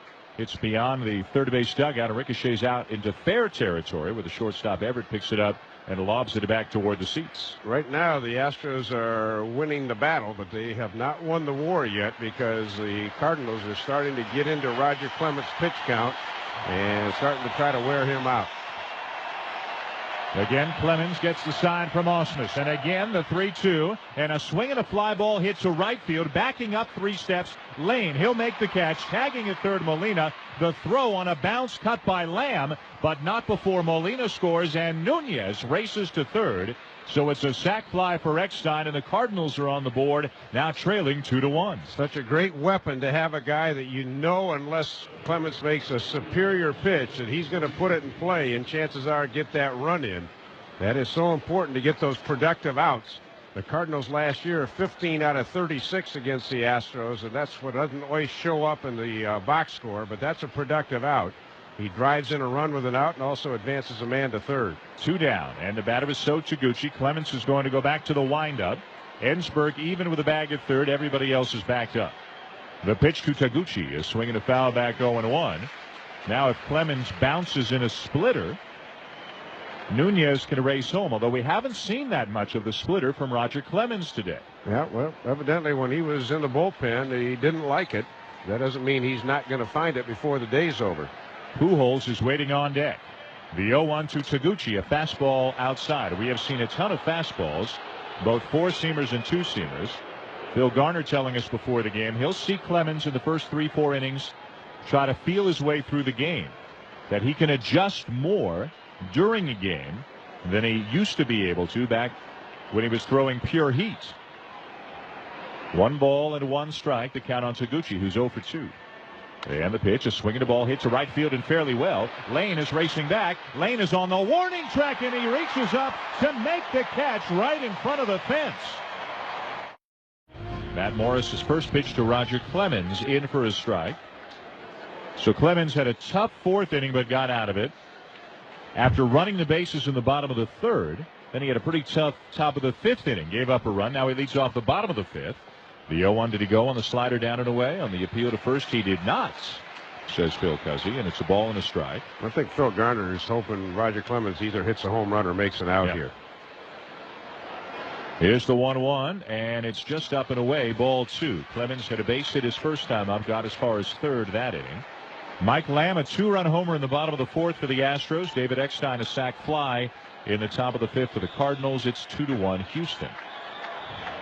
The 2-1 from Morris, and it's in at the knees for a strike. 2-2. I have a recollection of Morris, although his overall playoff record isn't great. He's pitched some pretty good games and lost when he just got outpitched by a little bit, I think, against Arizona. The 2-2 is strike 3 called outside corner. Clemens is gone. I think a number of them were the same score it is right now, 2-1, if I recall. Third strikeout of the afternoon for Morris, and back to the top of the order for Craig Biggio, who has grounded out and singled. Well, we saw Biggio yesterday giving an interview. I think it was on PTI. He was on PTI yesterday and talking about what it would mean to him to play in the World Series. And he said it's important for 3 reasons. And the first thing he talked about, I think, was just the fans of the city and how close they'd come and so forth, and what he owes to the game. He'll take a breaking ball in for a strike. He talked about his teammates and the game of baseball and the town and the fans. At no point did he ever say, I want it for me. Yeah. And he's just been a great representative for this organization for so many years. The 0-1, a swing and a line drive right over Morris's head into center field, a base hit. Morris ducked, wound up on his rear end on the mound. Fortunate to not get hit by that line drive. Well, we've mentioned it before that they say third base is a hot corner. Unless you're playing way in, you're at least 90 feet away from that hitter. When a pitcher finishes his delivery, sometimes he's about 55 to 56 feet. Chuck and duck. That went right over Morris's back. He just ducked his head and went right over, almost over where his neck was, into center field. Biggio is 2 for 3. And now the batter is Chris Burke. Runner at first, 1 out for the Astros in the bottom of the 5th, leading 2-1. Morris comes set. Runner not going, and the pitch to Burke is in for a called strike. You mentioned Burke, 2 home runs, a triple, a double, and a single in postseason this year. Only one other rookie is hit for the cycle over the course of a playoff season. You have to go back to 1939, Charlie King Kong Keller of the New York Yankees. And Burke did it all in his first 8 at-bats in the postseason this year. Here's the 0-1. He runs up to bunt and bunts it foul. 0-2. He was trying to bunt for a base hit right there. Well, hoping to catch Nunez sleeping a little bit. Had a good pitch to do it, but he just drew air. Burke, a former first-round pick, made the club out of spring as a backup player, didn't hit well, was sent down to the minors in May, recalled in June, and basically was a platoon player, basically playing against lefties the rest of the way. The 0-2, and it's outside. And the Astro players, his teammates, have been asked about him a lot, and they've said, well, hey, you folks might not know a lot about him, but we know a lot about him. We've seen him in the spring. We've seen him in BP. We've seen him coming up in the minors. They think he's an all-star in the making down the road. Morris sets. And the 1-2 is swinging the ground ball up the third baseline, foul. A little bit blocked, and he, again, a guy that hasn't complained. I mean, his natural position is second base. Probably at this point in his career, he's a better second baseman than Craig Biggio, but that's where Biggio has to play, and he knows what an icon Craig is here. He knows he's signed for another year. Bottom line is he's kept his mouth shut and just tried to go about his business. Biggio at first, 1 out in the bottom of the 5th. The Astros lead 2-1. And the 1-2 pitch, a curveball that Burke reaches for, and he hits it into right center field. Walker is there to wave off Edmonds and to make the catch for the second out. Back to first Biggio. The shadows, or the effect they're having on the outfield here, it has drifted from left and left center into center and right center. There is some sunlight kind of interspersed with the shadows out there, and for Walker and Edmonds, and conversely, obviously, for Lane and Burke, they'll be the ones dealing with it the rest of the afternoon. Yeah, you don't have to adjust your radios, folks. That's the noise of the killer bees they make here on the scoreboard. And here comes the latest killer bee in the lineup, the third bee in a row, Lance Berkman, who has singled and struck out. Another member, Biggio at first. The pitch for Morris, a swing at a high fly ball in a very shallow left. Eckstein out, Taguchi in, and Taguchi calls off Eckstein at the last moment to make the catch. The Astros lead the Cardinals 2-1. Clemens against Pujols, and the first pitch drilled, hooked down the left field line, foul. Boy, did Albert get all of that, but he really hooked it about 15 or 20 feet to the left of the pole. Well, we said for Matt Morris it might be Chuck and Duck. For Roger Clemens against Albert Pujols, it might be Chuck and Pray. Pujols today has singled and flied out to deep center. 2-1 Houston leads. The 0-1, a fastball outside, a ball and a strike. Remember, Albert Pujols has never hit a home run off Roger Clemens, including today now in 29 at-bats, 8 for 29 without a homer. Here's the 1-1, and a swing and a ground ball up the middle and into center field, a base hit. Pujols is 2 for 3. Burke charges as he was playing over to left center, had to come to right center to get the ball. Pujols a big turn, but he'll stop at first. Let's pause 10 seconds for station identification. You're listening to the National League Championship Series on ESPN Radio, delivered by the United States Postal Service. You're listening to the St. Louis Cardinals on XM Satellite Radio. Back in Houston, the leadoff man aboard for the Cardinals in the 6th inning, trailing 2-1. The batter is Jim Edmonds. Edmonds has grounded out and walked today. Ensberg even with the bag, well off the line at third. Lamb holding on to Pujols at first. Remember, Albert stole 16 bases this year, the most on the club. The Clemens pitch to Edmonds, and it's in for a strike, 0-1. Could be your ball game right here, Danny. Roger Clemens, not as strong as he was early in the game. The Cardinals have their lead runner on, a couple of strong left-handed batters up. Clemens figures probably not to go much more than 7, so this could be it right here. Clemens breezed through the first 3 innings, needing just 36 pitches, needed 43 to get through the 4th and 5th. He's thrown 5 more so far this inning as he throws a ball to first. Pujols back in easily. So Clemens at 84 pitches right now, with nobody out in the 6th and a 2-1 Houston lead. Edmonds waggling the bat back and forth as he waits. Ausmus slides to the outside, and the 0-1 off speed, and it missed low, a ball and a strike. That was a splitter there from Clemens, and that was the same pitch that Pujols hit into center for a base hit. Now, the tough thing here is you can't really work Edmonds away. He's got so much power to left field, and that short porch out there plays right into his hand. You throw him in, he can hit a ball between that hole between the first baseman Lamb and Biggio. So you got to try to throw a sinking fastball and hope he hits it in the middle of the diamond. Larry Walker on deck as Clemens snaps the throw to first, and again Pujols back in standing up. You really have to throw something dive-bombing hard and away and hope he either hits it to Biggio or out to Adam Everett at shortstop where he can get the double play. 1 ball, 1 strike to count on Edmonds. 1 for 8 so far in the LCS. Clemens sets and fires, and he's in with a fastball for a strike. It's 1-2. I don't know what Edmonds was looking for, but it wasn't that pitch. That was his pitch to hit right there. Clemens with just 1 strikeout in the afternoon. That was Taguchi way back in the first. 1 ball, 2 strikes to count on Edmonds as Clemens will step off for a moment. Waving their towels around again here at Minute Maid Park. The lead at first by Pujols. And another throw to first, and again Albert back in easily. Again, Edmonds' numbers against Clemens coming in, 14 for 56. That's 250. 4 homers. That's good. 21 strikeouts. That's good if you're an Astro fan. Ausmus to the mound for yet another conversation with Roger Clemens. Ausmus says he's got one of the easiest jobs in baseball, catching the likes of Roger Clemens, Andy Pettitte, and Roy Oswalt. Well, he's being modest too, but he said, hey, those guys were great pitchers before I came along, at least the first 2, Clemens and Pettitte, so give them the credit, not me. 2-1 Houston leads, top of the 6th. Albert Pujols led off the inning with a base hit. 1-2 to count on Jim Edmonds. Another throw to first, the 4th time that Clemens has thrown to first in this at-bat, and again Pujols is back in standing up. Well, we saw Edmonds steal a base when Roger didn't pay attention, so Albert has his attention. Clemens sets.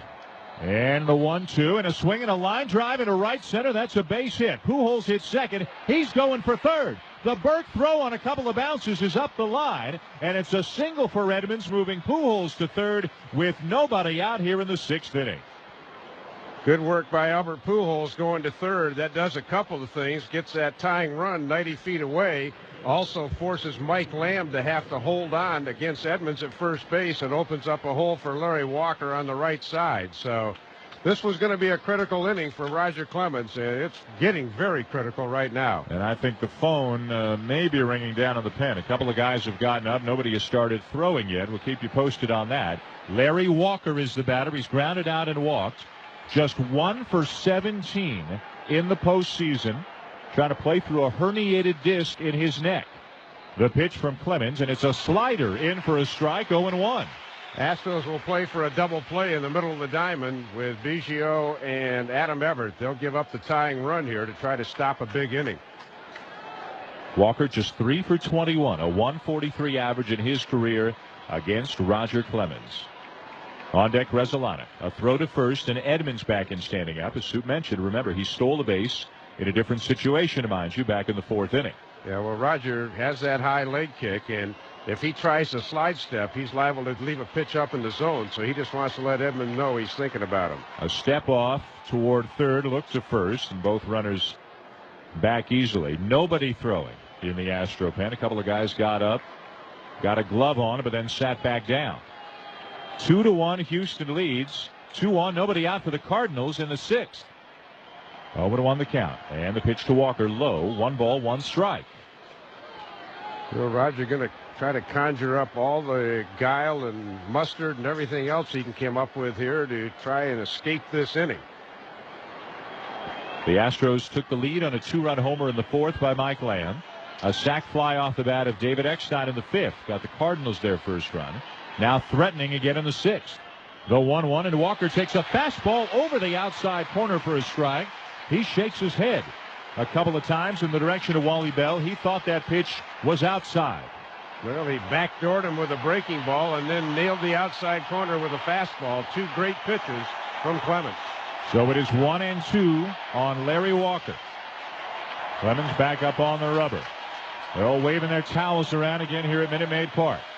The pitch, and a swing and a fly ball to center field. This will be plenty deep enough. Burke going back. He'll make the catch. Tagging at third, Pujols. He'll come in to score. Staying at first, Edmonds. Walker delivers a sacrifice fly and ties the game at 2. Danny, this afternoon, the St. Louis Cardinals are 3 for 3 in productive outs. Matt Morris, a sacrifice bunt, 2 sacrifice flies. So the Cardinals are not necessarily getting the key base hits, but they're getting them over and getting them in. So a runner at first, 1 out, tied at 2, 6th inning, and now here comes Grzelcyk. 0 for 2 on a couple of groundouts, and that sac fly has to mean the world to Larry Walker, playing through a lot of pain, perhaps retiring at the end of the season, and just to contribute in any way that he can is huge for him right now. Yeah, don't be too surprised if Tony La Russa might not play a little hit and run here right now with Edmonds and Grzelcyk. Edmonds just smoothed out some dirt a few feet off the base where his right foot is right now as he takes his lead. Clemens responds with a throw to first, and Edmonds back in easily. Well, right now, Phil Garner and a couple of his coaches are watching Edmonds at first base to see if he gives anything away. If he's flinching with that knee like he's going, then they'd pitch out. Astros keeps looking in to see if they might want to pitch out here. 2-2 tie here in the 6th inning in Houston. Clemens sets and deals, and Grzelcyk tried to check the swing. They'll appeal to first, and Phil Cuzzi says he did check. So it's ball 1. Well, again, this is a pretty good situation for hit and run. Grzelcyk's got the ability to hit the ball the other way. 1 out. He's ahead in the count. See if maybe Clemens might go over to first base again as the Astros try to get a read on Edmonds. Clemens over 90 pitches now. And again, the 4th, 5th, and 6th, much tougher for him than the first 3 innings. The 1-0, another breaking ball down and away, but this time Wally Bell says that he went. So it's 1-1. Clemens taking more time between pitches. A new ball put into play, trying to pace himself a little bit now and get as much out of himself as he can here today. Grzelcyk steps back in, taps the plate. Edmonds the lead at first, being held by Lamb. Clemens straightens up with a side. Snaps the throw to first, and again Edmonds back in easily. It was amazing. Roger Clemens, the great competitor that he is, what really hurt him more than anything else in this game was that single he got with 1 out. Ended up on the base paths for a long time, had to run a couple of times, and he hasn't been the same since. The 2-0 Astro lead is gone. It's now 2-2, each team with 5 hits on the afternoon. The 1-1, and a swing and a high fly ball to left center, but not deep. Burke and Berkman are there, and it'll be Chris Burke, the center fielder, making the catch for the 2nd out. Back to first goes Edmonds. Now Yadier Molina, 1 for 2, singled and scored last inning. Clemens at 94 pitches. A little surprised that La Russa did not play hit and run. Grzelcyk, such a good contact hitter. And Clemens doesn't hold runners all that well, but he didn't do it. Figured if he could have played hit and run, that might have set it up for a possible squeeze play if he could have gotten a man to third. But now Molina's got to get the 2-out hit. Edmonds the lead. He is not running. And the pitch to Molina, swinging a ground ball off the mound, and it bounces through into center field. Edmonds is on his way to third as Burke gets the throw back into second base. Molina another hit. And the Cardinals with runners at first and third, 2 down for Abraham Nunez. Well, again, Clemens is on fumes right now, but a lot of times Roger Clemens on fumes is better than a lot of guys on full with a full tank. Good base running there by Edmonds. That ball not hit all that hard, and when it hit the mound, a little bit of a kangaroo hop into center slowed it down. Burke had to charge, and Edmonds made it into third base easily. And now again, there are some signs of stirring in the Astro bullpen beyond the fence in right center. How about Edmonds his last time on base when it was 3-2? He was a runner at second base, and a routine grounder. He was pumping. Yep. Trying to score from second if there was any kind of a bobble. Yep. He's had a very good game. Here's Nunez, 1 for 2. An infield hit off the glove of first baseman Mike Lamb his last time up. Nunez, 4 for 9 in the series. Switch hitter batting from the left side against Clemens. Edmonds at third, Molina at first, 2 down. Tied at 2 in the 6th inning. Lamb playing behind the runner at first base. Burke way over to left center field. Clemens sets, and the pitch to Nunez outside, ball 1. Now, this is that old open base theory again. I mean, the open base is second base, but Matt Morris is on deck. I don't think you can give in to Nunez and give him a fat pitch here. They're not going to pinch hit for Matt Morris. Nobody throwing in the Astro pen. There is a pitcher standing up on one of the bullpen mounds. Kind of kicking at the rubber a little bit, but not pitching yet. The 1-0, a swing, a little number up the first baseline. It's a fair ball. Ausmus grabs it before it spins foul and throws down to first for the out. To the bottom of the 6th, tied at 2. Morgan Ensberg will lead it off against Matt Morris. And the first pitch for Morris hit high in the air to right field. Walker coming over near the line has plenty of room, and he'll make the catch for the out. Ensberg retired 1 down. And that will bring up Mike Lamb, who drove in both Houston runs with a 2-run homer in the bottom of the 4th.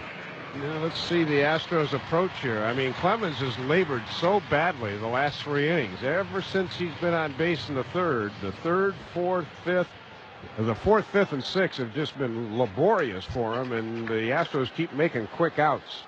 The pitch to Lamb in for a strike. Chad Qualls, a right-hander, is now throwing in the Houston bullpen. Tied at 2. The Cardinals out hitting the Astros 6-5. The 0-1 to Lamb. Inside corner for a strike. Lamb jackknifed away a little bit, lifted his arms up in the air, but it was called a strike, and it's now 0-2. Lamb steps out, adjusts the batting gloves briefly, right back in, and the pitch, a curveball, bounced foul, first base, and it's 0-2. Both of these pitchers, Morris the whole game, Clemens early, when they're in a groove, and you can tell Morris feels strong right now. He is catching the ball from Molina, getting his sign, and going right back at the hitters. He has been the aggressor. The 0-2 and a jam shot pulled foul over the first base dugout. Again, Roger in the early going couldn't wait to get it back, but all of a sudden we just go back to that single he got in the bottom of the 3rd. Ever since then, he's been doing a lot of posturing on the mound, a lot of conferences with Ausmus, trying to get his wind, trying to get his sea legs back under him.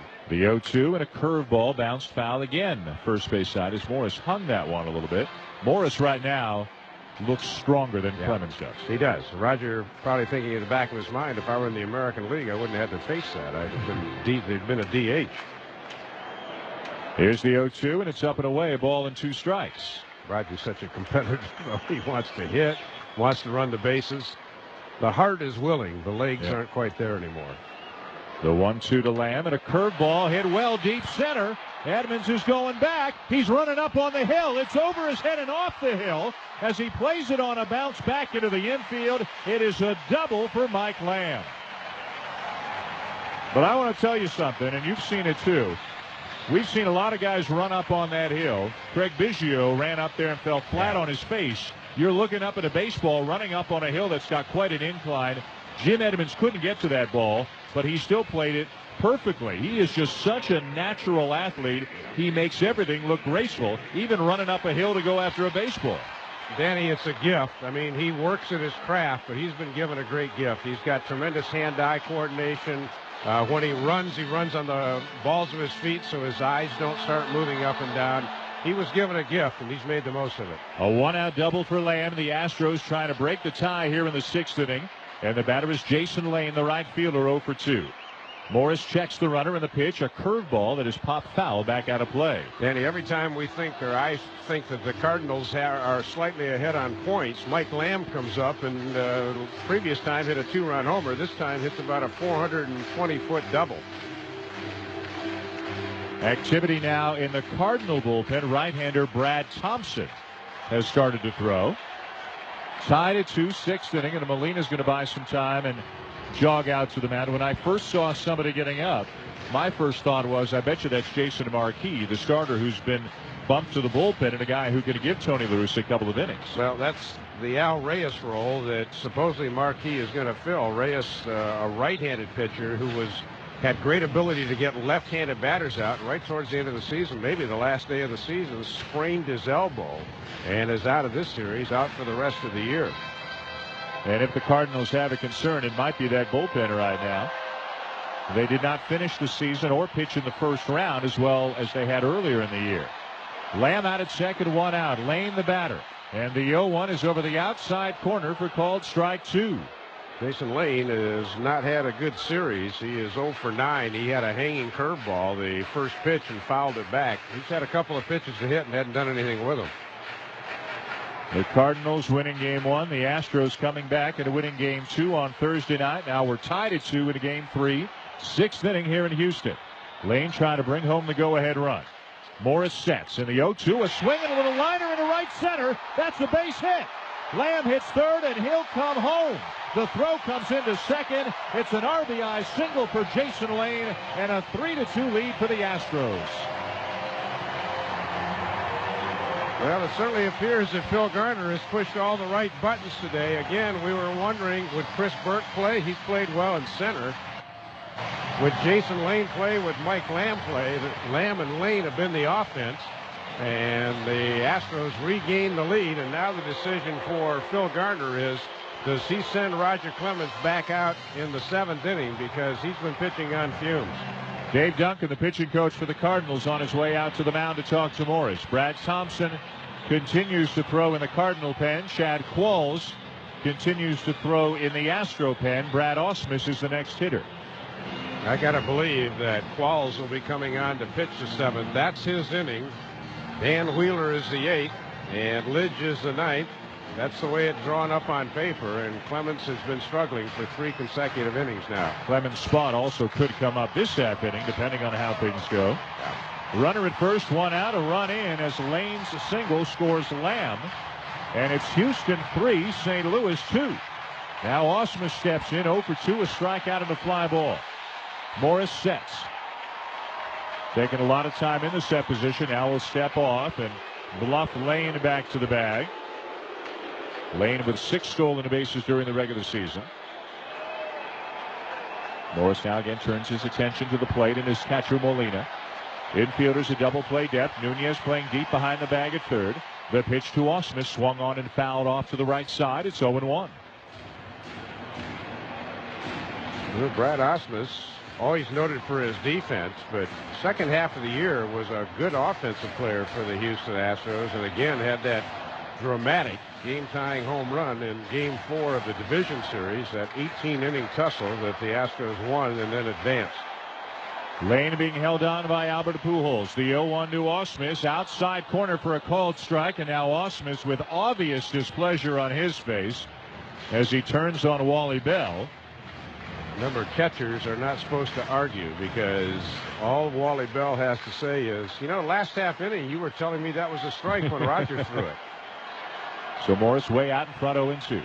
He sets and fires, and it is just inside, a ball and 2 strikes. Outfielders are straight away. Infielders looking for the double play ball.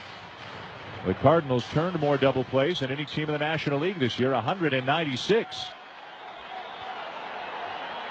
The lead at first by Lane, and now time is called. Well, it certainly helps when you have 5 pitchers that have good sinker balls. Here's the 1-2, and it misses outside. My thing was always if somebody could devise a statistic of how many double plays did you turn out of how many chances you had. I mean, some team that's got a bunch of fly ball pitchers aren't going to turn nearly those numbers. 3-2 Houston, bottom of the 6th. Runner at first, one out. The 2-2, and Ausmus spanks one past Pujols into right, a base hit. Rounding second, heading for third Lane. The throw short hops Nunez, who collides with the runner Lane as he slides into third, and Nunez is hurt. Lane had started his slide, and Nunez got clipped by him as he tried to jump over him and come up with a baseball, and Abraham Nunez is down. Boy, that ball, he saw his leg go flying. He charged the ball of Walker's because it was slightly offline, and he wanted to make sure he blocked it with his body. But when Lane clipped him around the ankle, you know Nunez is in great pain. So he's going to see if he can shake it off, but I don't know.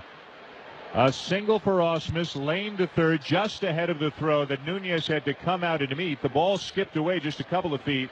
Morris was backing up the play, and Nunez really had no choice as the left leg of Lane, as he was sliding, looked like it caught Nunez just above the right foot on his right leg, and he went hurtling over, maybe got both of his legs, as he went hurtling over Lane before tumbling back to the ground. The only thing that saved the Cardinals possibly from another run was the ball hit Jason Lane in the back after it got past Nunez. Morris was trying to back it up.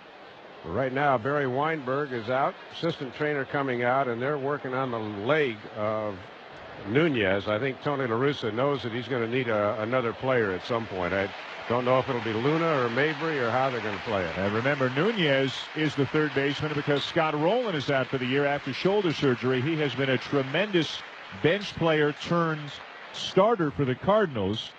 The Cardinals, in spite of winning 100 games, played through big-time injuries this year to the like of Rowland and Sanders and Walker and others. And Nunez is going to be helped off the field. He is not going off under his own power. Two of the trainers for the Cardinals, Nunez has draped an arm over each of their shoulders, and he is not putting very much weight at all. It looks like he's favoring the left leg more as he is now helped down.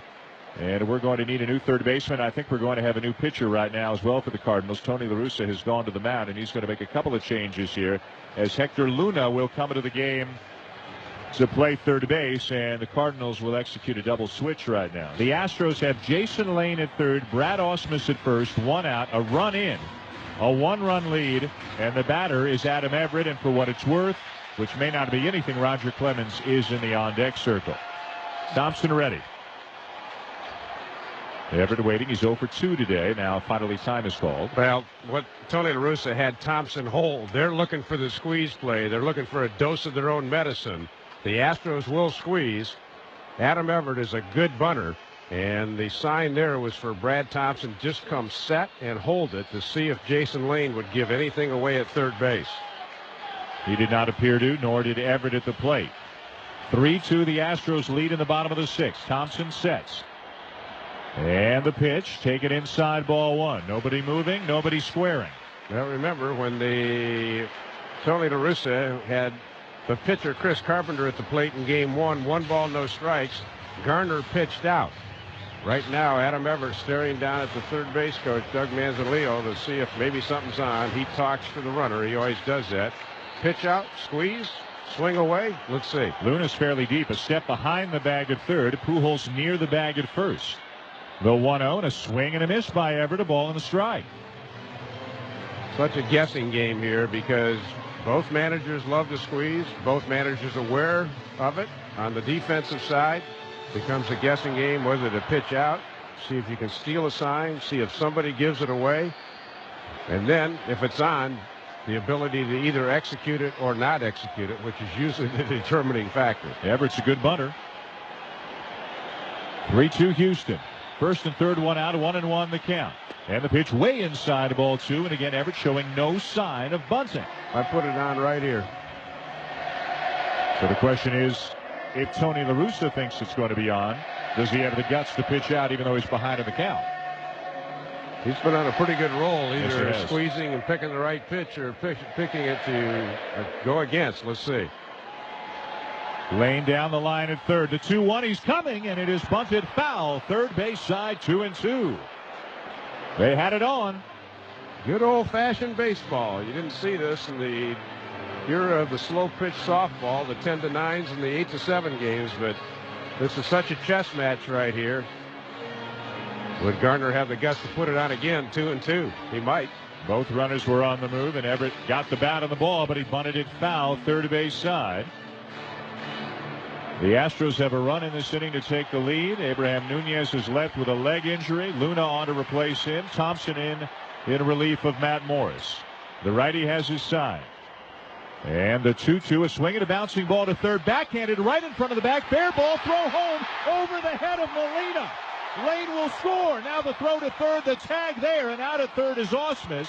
Everett stays at first, but the Astros get another run and now lead 4-2 as Luna, who just came into the game, sailed the throw high over the head of Molina, and the Astros now lead by 2.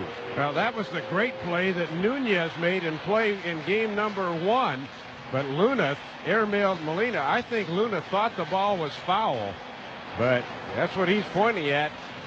Bottom line is the Astros get a run. So the end result is a 4-2 lead for Houston. Runner at first, 2 down. And now Roger Clemens is going to leave for a pinch hitter. Orlando Palmeiro will come up. Luna sailing a throw high over the head, several feet over the head of Molina, who went to retrieve it and then fired to third, where Eckstein was covering and slapped the tag down on Ausmus. Where in game 1, Molina gave Nunez a great target on the inside, and Nunez made a perfect throw on the inside. This time, Luna tried to throw it over the top of the runner going in, right in the baseline, and had no chance. Luna charged with an error on the play. The pitch to the pinch hitter Palmeiro is in for a strike, 0-1.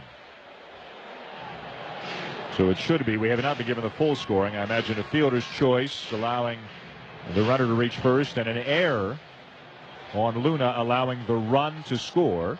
And then it is 5-6 on the putout, getting Ausmus at third. The 0-1 Palmeiro bunts it up the third baseline, just foul. And it is 0-2. Luna met the ball just in front of the bag. And again, an inch here, an inch there, whether it was fair or foul. You have to assume it's fair if you're the infielder, and he just airmailed the throw. It wasn't even close. Fielder's choice, E5 is the scoring. What did I tell you about that coming in for defense is the toughest job in that's what baseball? you've always said. And Luna came on after the injury to Nunez. 0-2 the count on Palmeiro. So Roger Clemens is done. But in line for the win if the bullpen can deliver. The 0-2 is outside. Chad Qualls will be coming on to work the 7th. He'll face Luna, Eckstein, and Taguchi. The Astros lead 4-2, out hitting the Cardinals 8-6. One error in the game, and it was the Luna throw that just allowed another run to score. Everett at first, 2 down. Thompson sets. Runner not going, and the 1-2 is swinging a pop-up back out of play.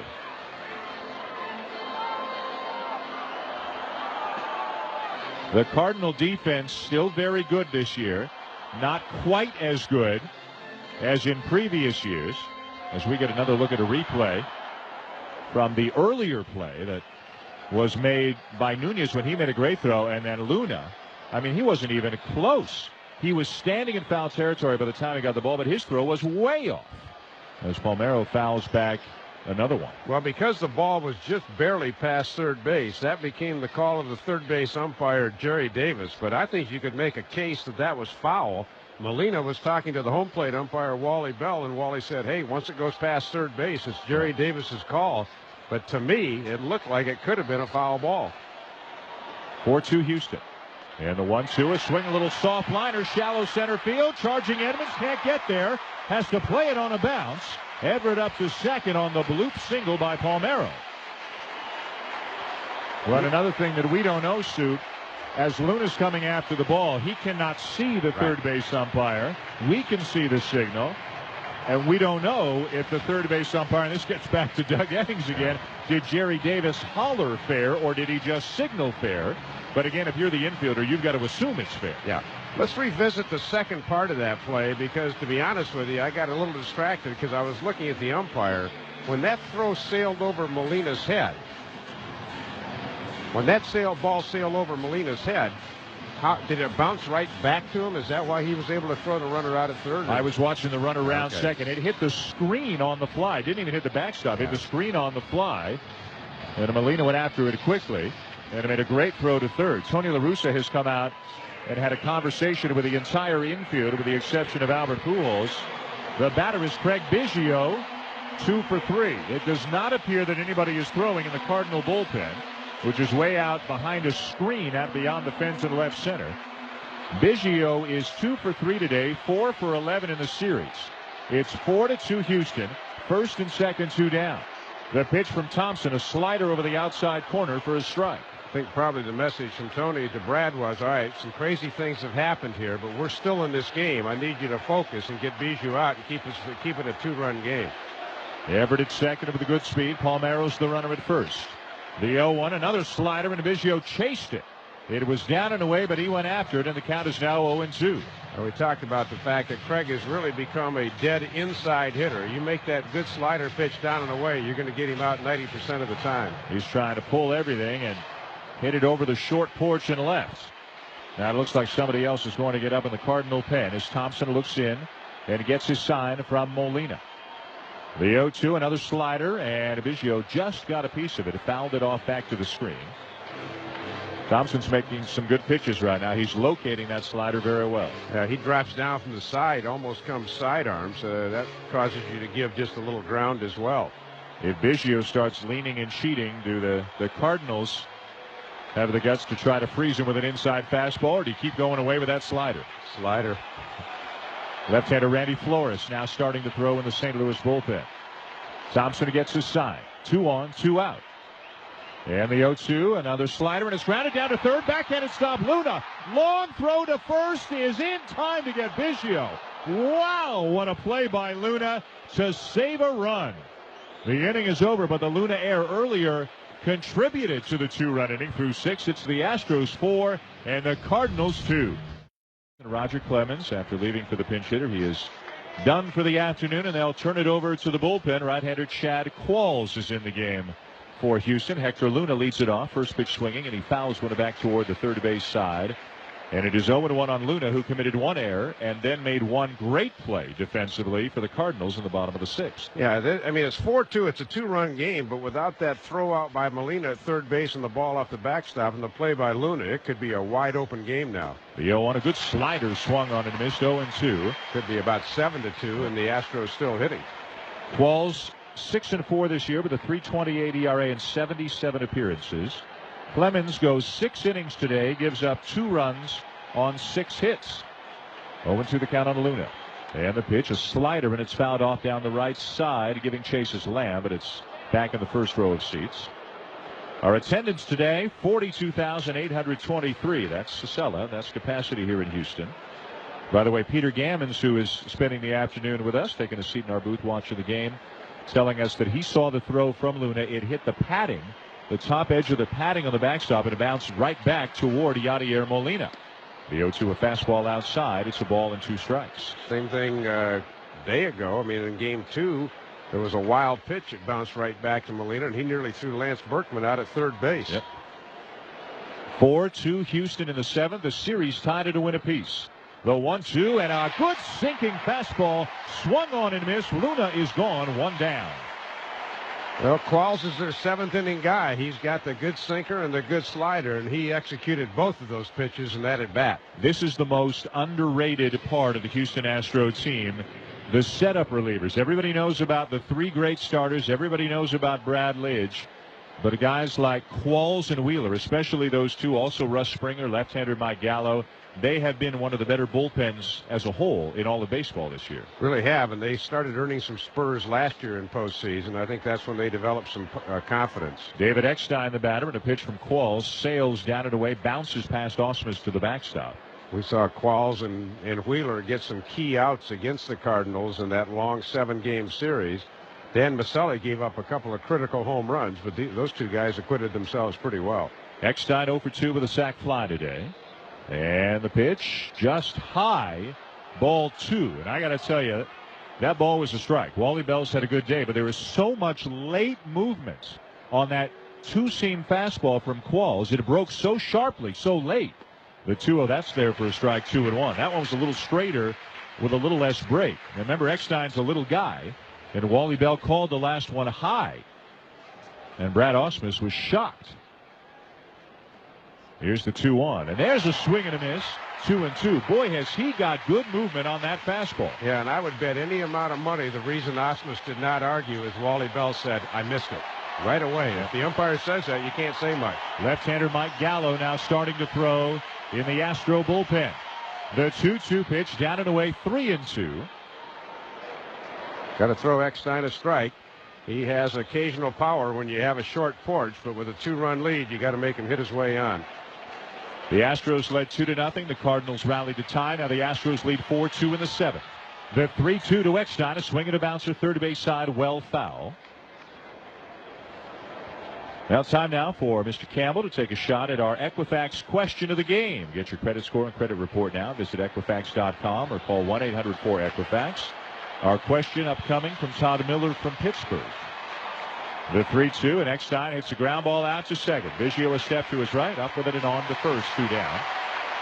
Todd Miller wants to know, Soup, it's clear that Roger Clemens is a first ballot Hall of Famer. Will his teammates Craig Biggio and Jeff Bagwell also be inducted into the Hall of Fame someday? Yes. And you would agree and approve? Yes. Yes. Do you think so? All right. Well, I guess that's it. I can't. Usually we get more than one word out of you. The job of an analyst is to be terse and succinct. Here's So Taguchi. He is 0 for 3. And the pitch from Qualls there for a strike. So Biggio does not need to get to 3,000. Bagwell does not need to get to 500. They're in. Not in my estimation. 0-1 the count. 2 outs, nobody on. And the pitch from Qualls. Outside a ball and a strike. They don't need to play in a World Series or win a World Series. No, and I don't have a vote, but I also think there's about 10 or 11 other guys out there that I can think of deserve to be in the Hall of Fame, and it's getting tougher to get in, and I don't agree with that. 4-2 Houston in the 7th. The 1-1, a swing and a miss by Taguchi. 1-2. I agree with you. I think they've both been great players, but there are other guys. You know, if Bagwell gets in, does Frank Thomas get in? Does Gary Sheffield get in? There are other guys you can compare them to. Yeah, but Bagwell's won Gold Gloves and stolen bases, too. The 1-2 and a swing and a foul ball as the bat sails out of the hands of Taguchi and winds up on the back of the mound. Qualls showing some good vertical leap right there to avoid it. Yeah, the other thing that was in question there is the ball hit Taguchi, and Wally Bell had to make the determination, was he out of the batter's box when that foul ball hit him?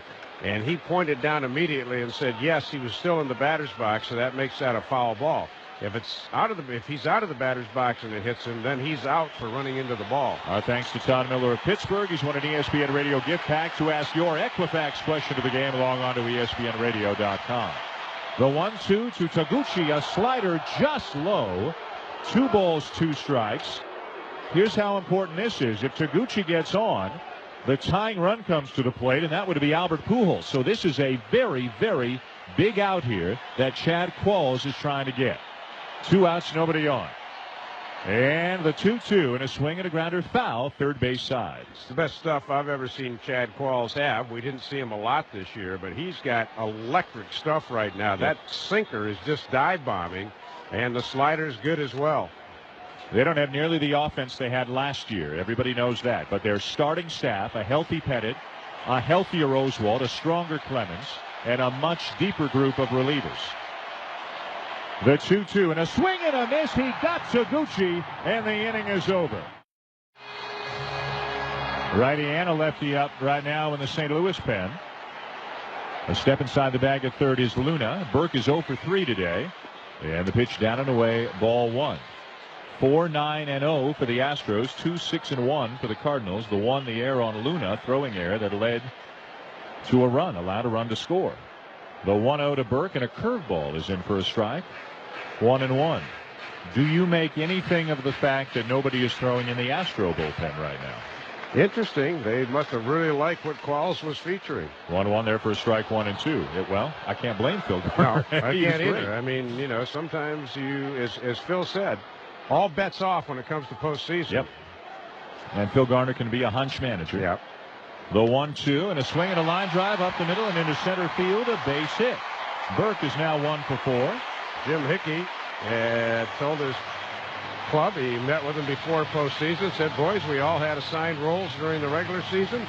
Just be ready to pitch when it comes to postseason. So Tony La Russa now is calling for the left-hander with Berkman coming up, and they'll turn him around. So Randy Flores will be coming into the game for Brad Thompson. The Astros up 4-2, and with the leadoff man aboard in the bottom of the 7th here at Minute Maid Park. 4-2 Astros over the Cardinals. Burke at first, nobody out in the bottom of the 7th. And the pitch to Berkman outside, ball 1. Julian Tavares, the right-hander, is throwing in the Cardinal pen right now. All quiet in the Astro pen. Berkman today, a base hit, a strikeout, and a fly ball.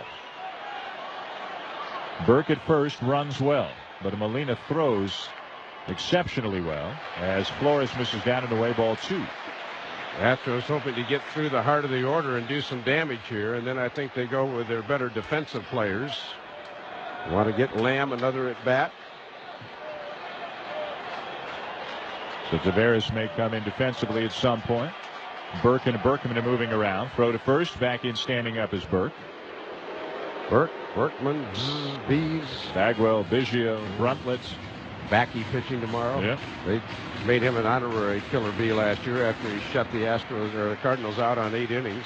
He got a huge ovation before the game, a Galveston native. 2-0 the count. And the pitcher swinging the ball lashed foul off the screen in front of the Cardinal dugout on the third base side, sending a number of the ball players scampering down the steps out of harm's way. Back in 2000, when the Cardinals went to the NLCS, they started getting beaten up in droves. Mark McGwire missed the series, pinch hit a couple of times, bad knee. Mike Matheny had accidentally cut his finger before that series, and in a freak accident. Rick Ankiel couldn't find home plate. The 2-1, a ball hits the left field, not that deep. Taguchi setting up, will make the catch. Hardly had to move. 1 down, Burke back to first. Well, let's see what Tony does here. He's got Ensberg, a right-handed batter, but behind him Lamb, a lefty. So far he's not budging, and as he said, Flores a better chance to get the right-handers out than King. Well, what you said about the injuries, you look at them right now. Scott Rowland out. Yeah. Al Reyes, a very important reliever, out. Abraham Nunez gets hurt today. Reggie Sanders out of the lineup today after the injury in game 2. Larry Walker, physically right now, a shell of his former self. Flores will stay to face Ensberg, and the first pitch swung on and missed, 0-1. So they are banged up right now. Yeah. Nobody ever said life was fair. The Cardinals got the pitching staff. The starting rotation is much better this year, much healthier, but the bullpen is having problems, and their everyday lineup, way too many injuries right now. 4-2, the Astros lead the Cardinals in the bottom of the 7th. Runner at first, 1 out for Houston. Burke not going, and the 0-1 to Ensberg upstairs, a ball and a strike. Never quite sure when the stars are going to align. I don't think even the most faithful of the Red Sox fans could ever have imagined, down 3-0 after getting shellacked 19-8, that all of a sudden they would win 8 games in a row. Very tough game to predict. 1 ball, 1 strike to count on Ensberg. He's 0 for 2 with a walk today. The pitch from Flores, and it's inside, ball 2. Don't forget, the American League Championship Series resumes tonight. It'll be game 4. As the White Sox go for a 3-1 lead over the Angels. The broadcast will begin at 7:40 Eastern Time right here on ESPN Radio with John Miller and Joe Morgan. Irvin Santana and Freddie Garcia. The 2-1 is low. Ball 3. Well, Irvin Santana may have saved the Angels season in game 5 against the Yankees. It's not quite backs against the wall time, down 2-1, but still another huge start will be required by Santana tonight. As you said, it's not totally back against the wall. Remember the Marlins, they were down 3-1 and knew they were going to have to play games 6 and 7 on the road, and they came back and won 3 in a row against the Cubs. 4-2 Houston here. And the 3-1 to Ensberg, low, ball 4. He'll take the walk. Burke up to second. Mike Lamb, who's already homered today, coming to the plate. Pretty amazing that the Astros are 1-1 in this series and up 2 runs in this one, and yet they're only 2 for 21 in the series with men in scoring position. Chance to do something about that number right here. That was a Burke RBI single in game 2 and a Lane RBI single an inning ago. Lamb has flied out, homered, and doubled. The Astros looking to add to their lead. First and second one out, up 4-2 in the bottom of the seventh. Flores sets and deals, and Lamb fouls it straight back. It's 0-1. Well, Lamb has certainly been a big part of the offense today, and the guy that hit 236 during the regular season. But Danny talked about the numbers against Matt Morris. He just owns Morris. His fifth career home run off Morris today, and a total of 17 at-bats. A look back by Flores, and the 0-1 down and away, a ball and a strike. One thing that I'm sure some Astro fans are thinking about right now is Jeff Bagwell could come up to hit, because Lamb's probably going to come out for defense anyways, but then Tony La Russa would go to Julian Tavares. So assuming, we're seeing this properly, Phil Garner has chosen Lamb versus Flores rather than Bagwell versus Tavares. Here's the 1-1, and a swing and a liner to second, caught by Grzelcyk, throw to first. Ensberg doubled off, inning over. No runs, a hit, and the man left. We're through 7. It is 4-2 the Astros over the Cardinals. Albert Pujols leads off the 8th for the Cardinals and takes outside ball 1. Qualls was terrific in the 7th. 3 up, 3 down. He got a couple of strikeouts. Pujols today 2 for 3, a couple of singles. He has scored a run.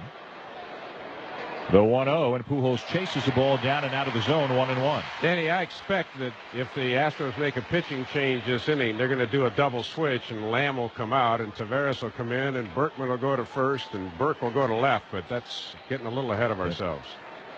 Here's the 1-1. Pujols chops it foul back toward the on-deck circle where Edmonds is standing, and it's 1-2. We'll see if Garner goes to Gallo to try to get Edmonds and then Walker. 4-2 Astros in the 8th inning. Pujols waits. And the 1-2 from Qualls just inside of the knees. 2 balls, 2 strikes.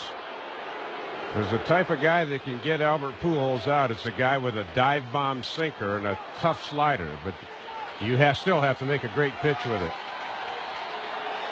Pujols leading off the 8th for the Cardinals. The 2-2 and a swing and a ball chopped foul up the third baseline. That's the first pitch Qualls has really elevated. That was thigh high, middle of the plate. Yeah, but it still had a little bit of downward movement, just enough. Wheeler and Gallo continuing to throw in the pen. Lidge evidently is not coming into this game in the 8th inning. Well, he might if circumstances warrant it with 2 outs or something, but until then, no. Qualls sets. And again, the 2-2 and a slider bounced out towards short. 2-hopper for Everett. Throw to first in time. Pujols retired. 1 down. Now does Phil Garner want the lefty, or does he stay with Qualls, who is throwing the ball very well? Good question. So far, no sign of him. Nope. I kind of like the way Qualls is throwing myself, but I don't get a vote. So Jim Edmonds steps in. Edmonds was looking over to Phil Garner to see if a change was coming. Edmonds has grounded out, walked, and singled. He is 2 for 9 in the series. Even with a bag at third, Ensberg, everybody else deep, playing Edmonds to pull as the first pitch misses down and in, ball 1. What a story Qualls is becoming here, getting 4 big outs, 3 in the 7th, and now the first out here in the 8th. First left-handed batter he's seen, though. All 4 of the previous hitters were right-handed. And he'll get another one next. Larry Walker's on deck. Both relievers look ready for the Astros if Phil Garner wants to make a change. The 1-0, and it's swung on, fouled off, right side, 1-1. Let's pause 10 seconds for station identification. You're listening to the National League Championship Series on ESPN Radio, delivered by the United States Postal Service. You're listening to the St. Louis Cardinals on XM Satellite Radio.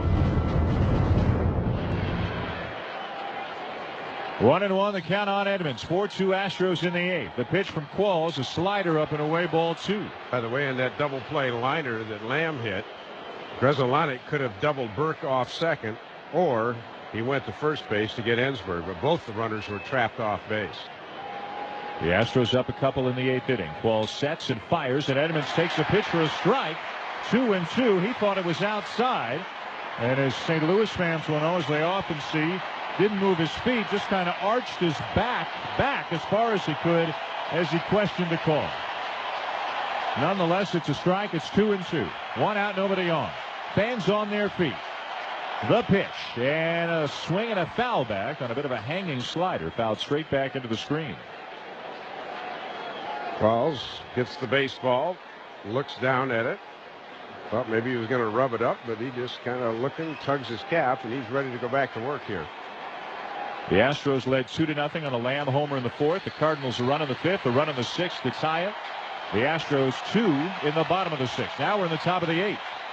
The 2-2 and a swing and a miss and a high fastball. Qualls strikes out Edmonds. Wow.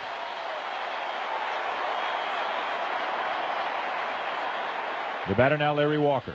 And the pitch, a swing and a line drive up the middle. A diving stop by Everett. Back to his feet. He throws him out. What a play behind the bag out at second by shortstop Adam Everett. And the inning is over. 3 up and 3 down go the Cardinals. Now Julian Tavares in to pitch for the Cardinals. Jason Lane leads it off for Houston, takes low, ball 1. Tavares this year 2-3 with an ERA of 3.43 in 74 appearances. Houston fans remember him well from last year's NLCS. Here's the 1-0 to Lane, down and away, ball 2. It was in this ballpark in Game 4 a year ago after giving up a home run to Carlos Beltran that Tavares came into the dugout, the third base dugout, and punched the phone on the wall, breaking a couple of bones in his left hand. Got some painkillers, got some padding. Won Game 6, got a hold in Game 7. Back in St. Louis. Now the 2-0 lifted high in the air to shallow right field. Walker coming in and over near the line will make the catch, and Lane is retired 1 down. Danny, a little bit like Game 3 last year in that Roger Clemens not overpowering, but getting the key outs when he needed to. He went 7 innings in that one, and the Astros won 5-2. Their backs were really against it last year because they were down 0-2 at the time. But he may have given them a 2-1 lead if we can get through the ninth. Brad Lidge is warming up, so we'll have to see. He's been untouchable, but, you know, you never know until it's done. Clemens in line for the win if Lidge can seal the deal. Brad Ausmus is the batter now. And the pitch upstairs, ball 1. Lidge virtually unhittable from a Cardinal perspective the last couple of years. Last year in the NLCS, 8 1/3, 1 hit, no runs, 14 strikeouts. Shut him down during the regular season last year. Shut him down during the regular season this year. The 1-0, a swing and a miss by Ausmus. 1-1. Has not allowed a run to the Cardinals either of the last 2 seasons. And this has been the best hitting team in the National League the last couple of years. Yeah, I mean, he wasn't unbelievable in the last game, but he was pretty darn good. He didn't have the same command that we saw him have in 04. 1-1 as Ausmus asks for time. 1 for 3 for the Houston catcher today. 4-2 the Astros lead. Bottom of the 8th here at Minute Maid Park. 1 out, nobody on. And the 1-1 from Tavares. A fastball there for a strike. 1-2. Tony La Russa talking about Tavares today said he's still got the great sinker. He's just gotten burned a lot by his breaking ball of late. He's the 4th pitcher of the afternoon for the Cardinals after Matt Morris, Brad Thompson, and Randy Flores. Ausmus waiting as Tavares sets. And the 1-2 is a fastball just low. 2 balls, 2 strikes. Now you have a feeling if we get to the 9th spot, we got a pretty good chance of seeing Bagwell to pinch hit, and this place will go crazy if he does. The Astros out hitting the Cardinals 10-6, leading 4-2. Tavares sets and fires, and a swing and a miss by Ausmus. Well located fastball over the outside corner. Ausmus is gone, 2 down. Now Adam Everett, who made that great play defensively to Rob Walker in the top of the 8th. And as Soup speculated, Jeff Bagwell indeed has come out of the on-deck circle.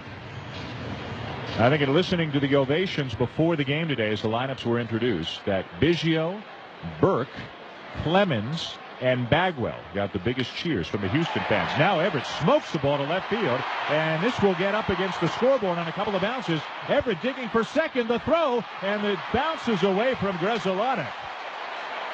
Backed up by Pujols, it will be a double for Everett, who likely would have beaten the throw even if Grzelcyk had come up with it cleanly.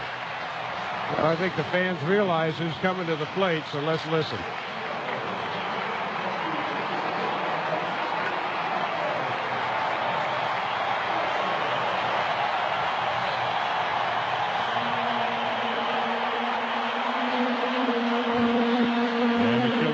fans roar their approval as well. Jeff Bagwell, who has meant so much to the Houston Astros organization ever since he was acquired in a trade from the Red Sox about 15 years ago. Never appeared in the majors for Boston, so his entire major league career has been in a Houston uniform.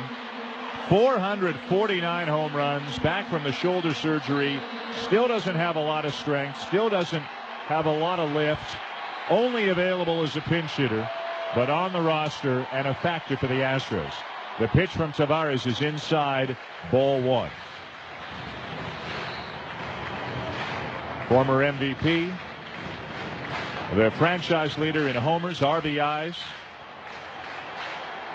Everett at second, 2 down, 4-2 Astros in the bottom of the eighth. The 1-0 from Tavares almost hit him. Ball two, about thigh high, and Bagwell had to back away. As badly as Bagwell and Biggio want to get to the World Series for the fans, I think just as much the fans want to see Bagwell and Biggio get there just for themselves, after how well and how hard they have played for all these years. Tavares sets. And the 2-0 down and in, ball three, Biggio on deck. Well, they've been kind of the Twins conjoined at the hip. They've been the Houston franchise, but if the Astros go, it might be two native Houstonians, Andy Pettitte and Roger Clemens, that put them over the top. Yep. Bagwell and Biggio have seen a lot of talented players come and go over the years here in Houston. Everybody on their feet now at Minute Maid. The 3-0, and it's in at the knees for a strike, 3-1.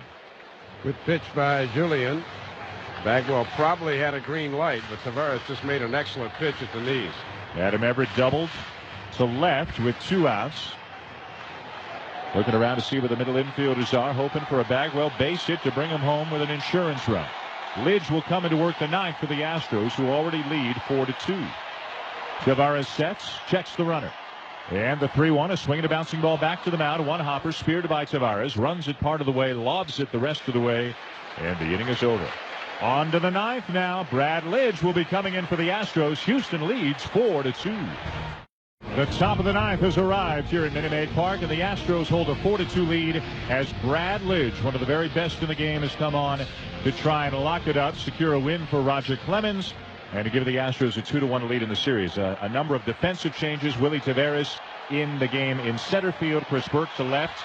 Lance Berkman comes into first. Mike Lamb out of the game. And Eric Bruntlett replaces Craig Biggio at second. Mark Grzelcyk, Yadier Molina, and then the pitcher's spot for the Cardinals here in the ninth.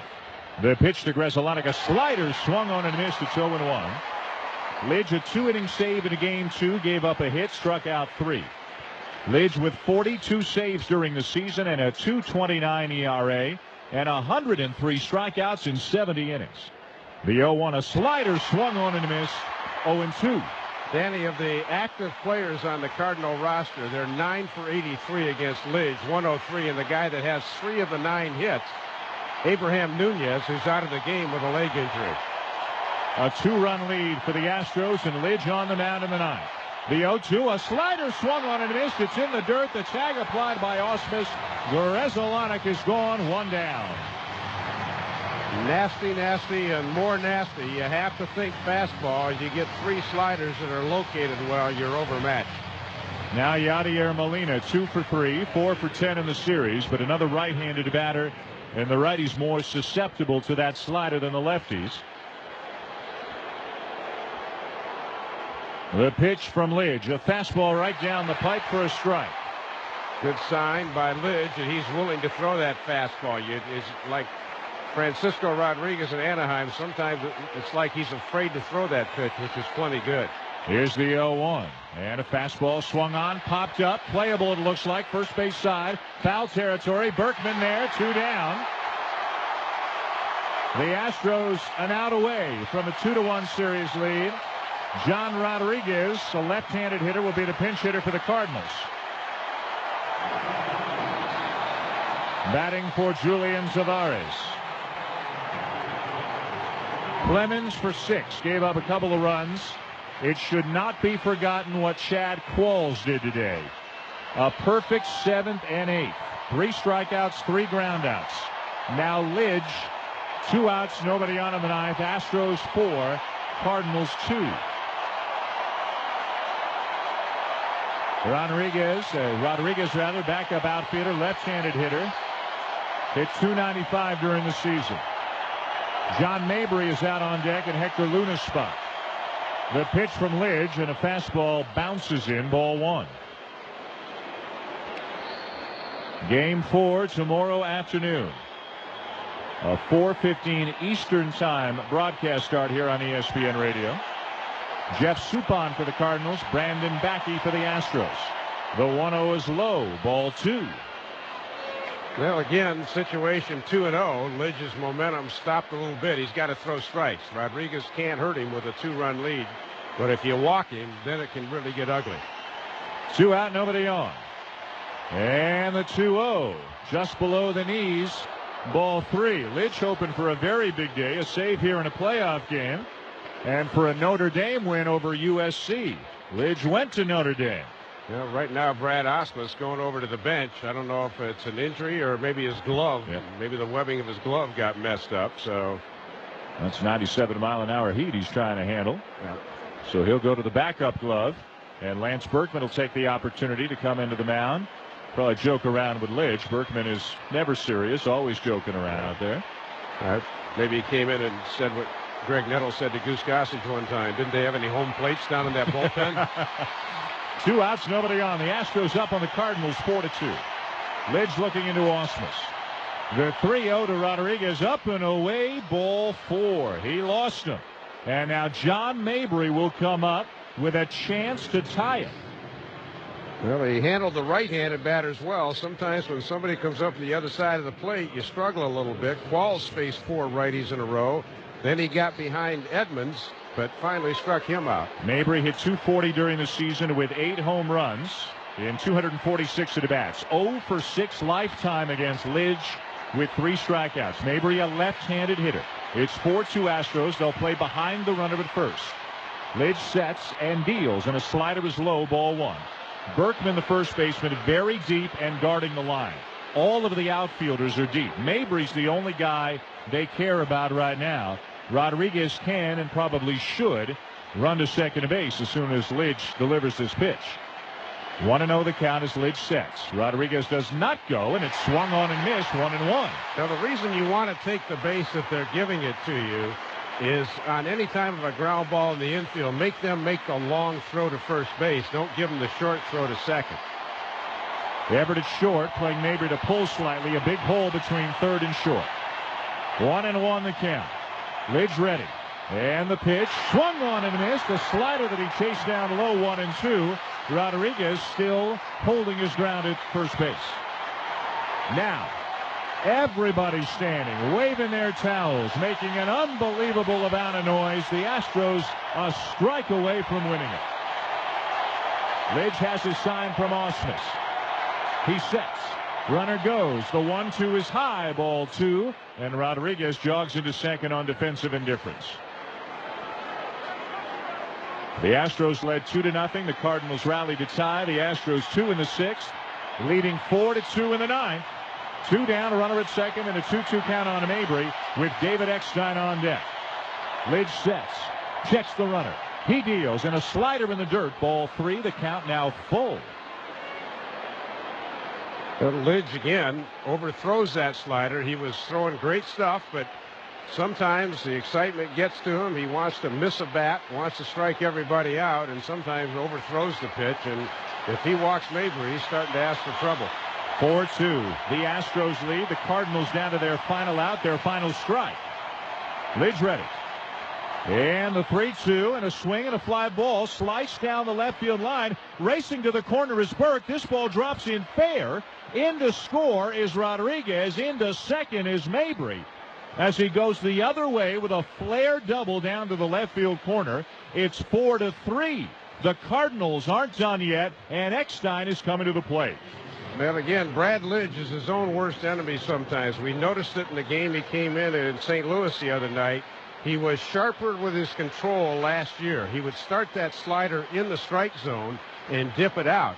But sometimes when he tries to overthrow the slider, he starts it outside the strike zone, low and outside to begin with, and the hitters are not going to be tempted to go after it. Now he's got to face a good contact hitter in David Eckstein. Eckstein, a right-handed batter, but Lidge has looked much more comfortable today against the righties, Grzelcyk and Molina, than he has against the lefties, Rodriguez and Mabry. The Cardinals have their first run off Lidge. They tell us, Elias and the Astros staff tell us, since May of 2003. And these are two teams in the same division. They face each other often. They played in the playoffs last year. The tying run is at second. John Mabry, 2 down in the inning. David Eckstein, the batter. The Cardinals' sin again was walking John Rodriguez on 4 pitches. He couldn't hurt you, but when you walked him, Mabry could. Ensberg in even with a bag at third. Everybody else deep on the infield. Eckstein waits. Lidge sets. And the pitch, a fastball outside. Ball 1. Crowd booing the umpire, but the pitch was outside. Eckstein 0 for 3 with a sac fly today. 1 for 2, that's it, in his career against Lidge. A base hit and a strikeout. He'd settle for a little flare the other way. Lidge ready. And the 1-0 to Eckstein. A slider swung on and missed. 1-1. Tavares playing towards right center. Lane pretty much straight away and right. Pretty tough to throw a guy out, though, with 2 outs, because the minute contact is made, that runner is busting off second. 1 ball, 1 strike. The count on the pesky David Eckstein. Waving the bat back and forth, waiting for Lidge. A look back at the runner. And the pitch, fastball way outside. 2 balls and a strike. If it gets any further than this, So Taguchi would be the next hitter for the Cardinals. A nervous ninth now for Phil Garner. It is now 4-3. A run in, a runner at second, and 2 down. Lidge has a sign from Ausmus. Again, a glance at the runner. And the 2-1. A slider is there for a strike. 2-2. And that was not where he wanted it. He wanted it down and away from Eckstein, and it hung over the inside corner, but it was a strike, and Eckstein took it to make it 2-2. But a strike is a strike. And again, the Cardinals are down to their last one. Lidge straightens up with a sign. And the 2-2, and a fastball hit in the air to shallow center. Tavares coming on. He's there, and he's got it. And the Astros win the game 4-3 and take a 2-1 lead in the NLCS.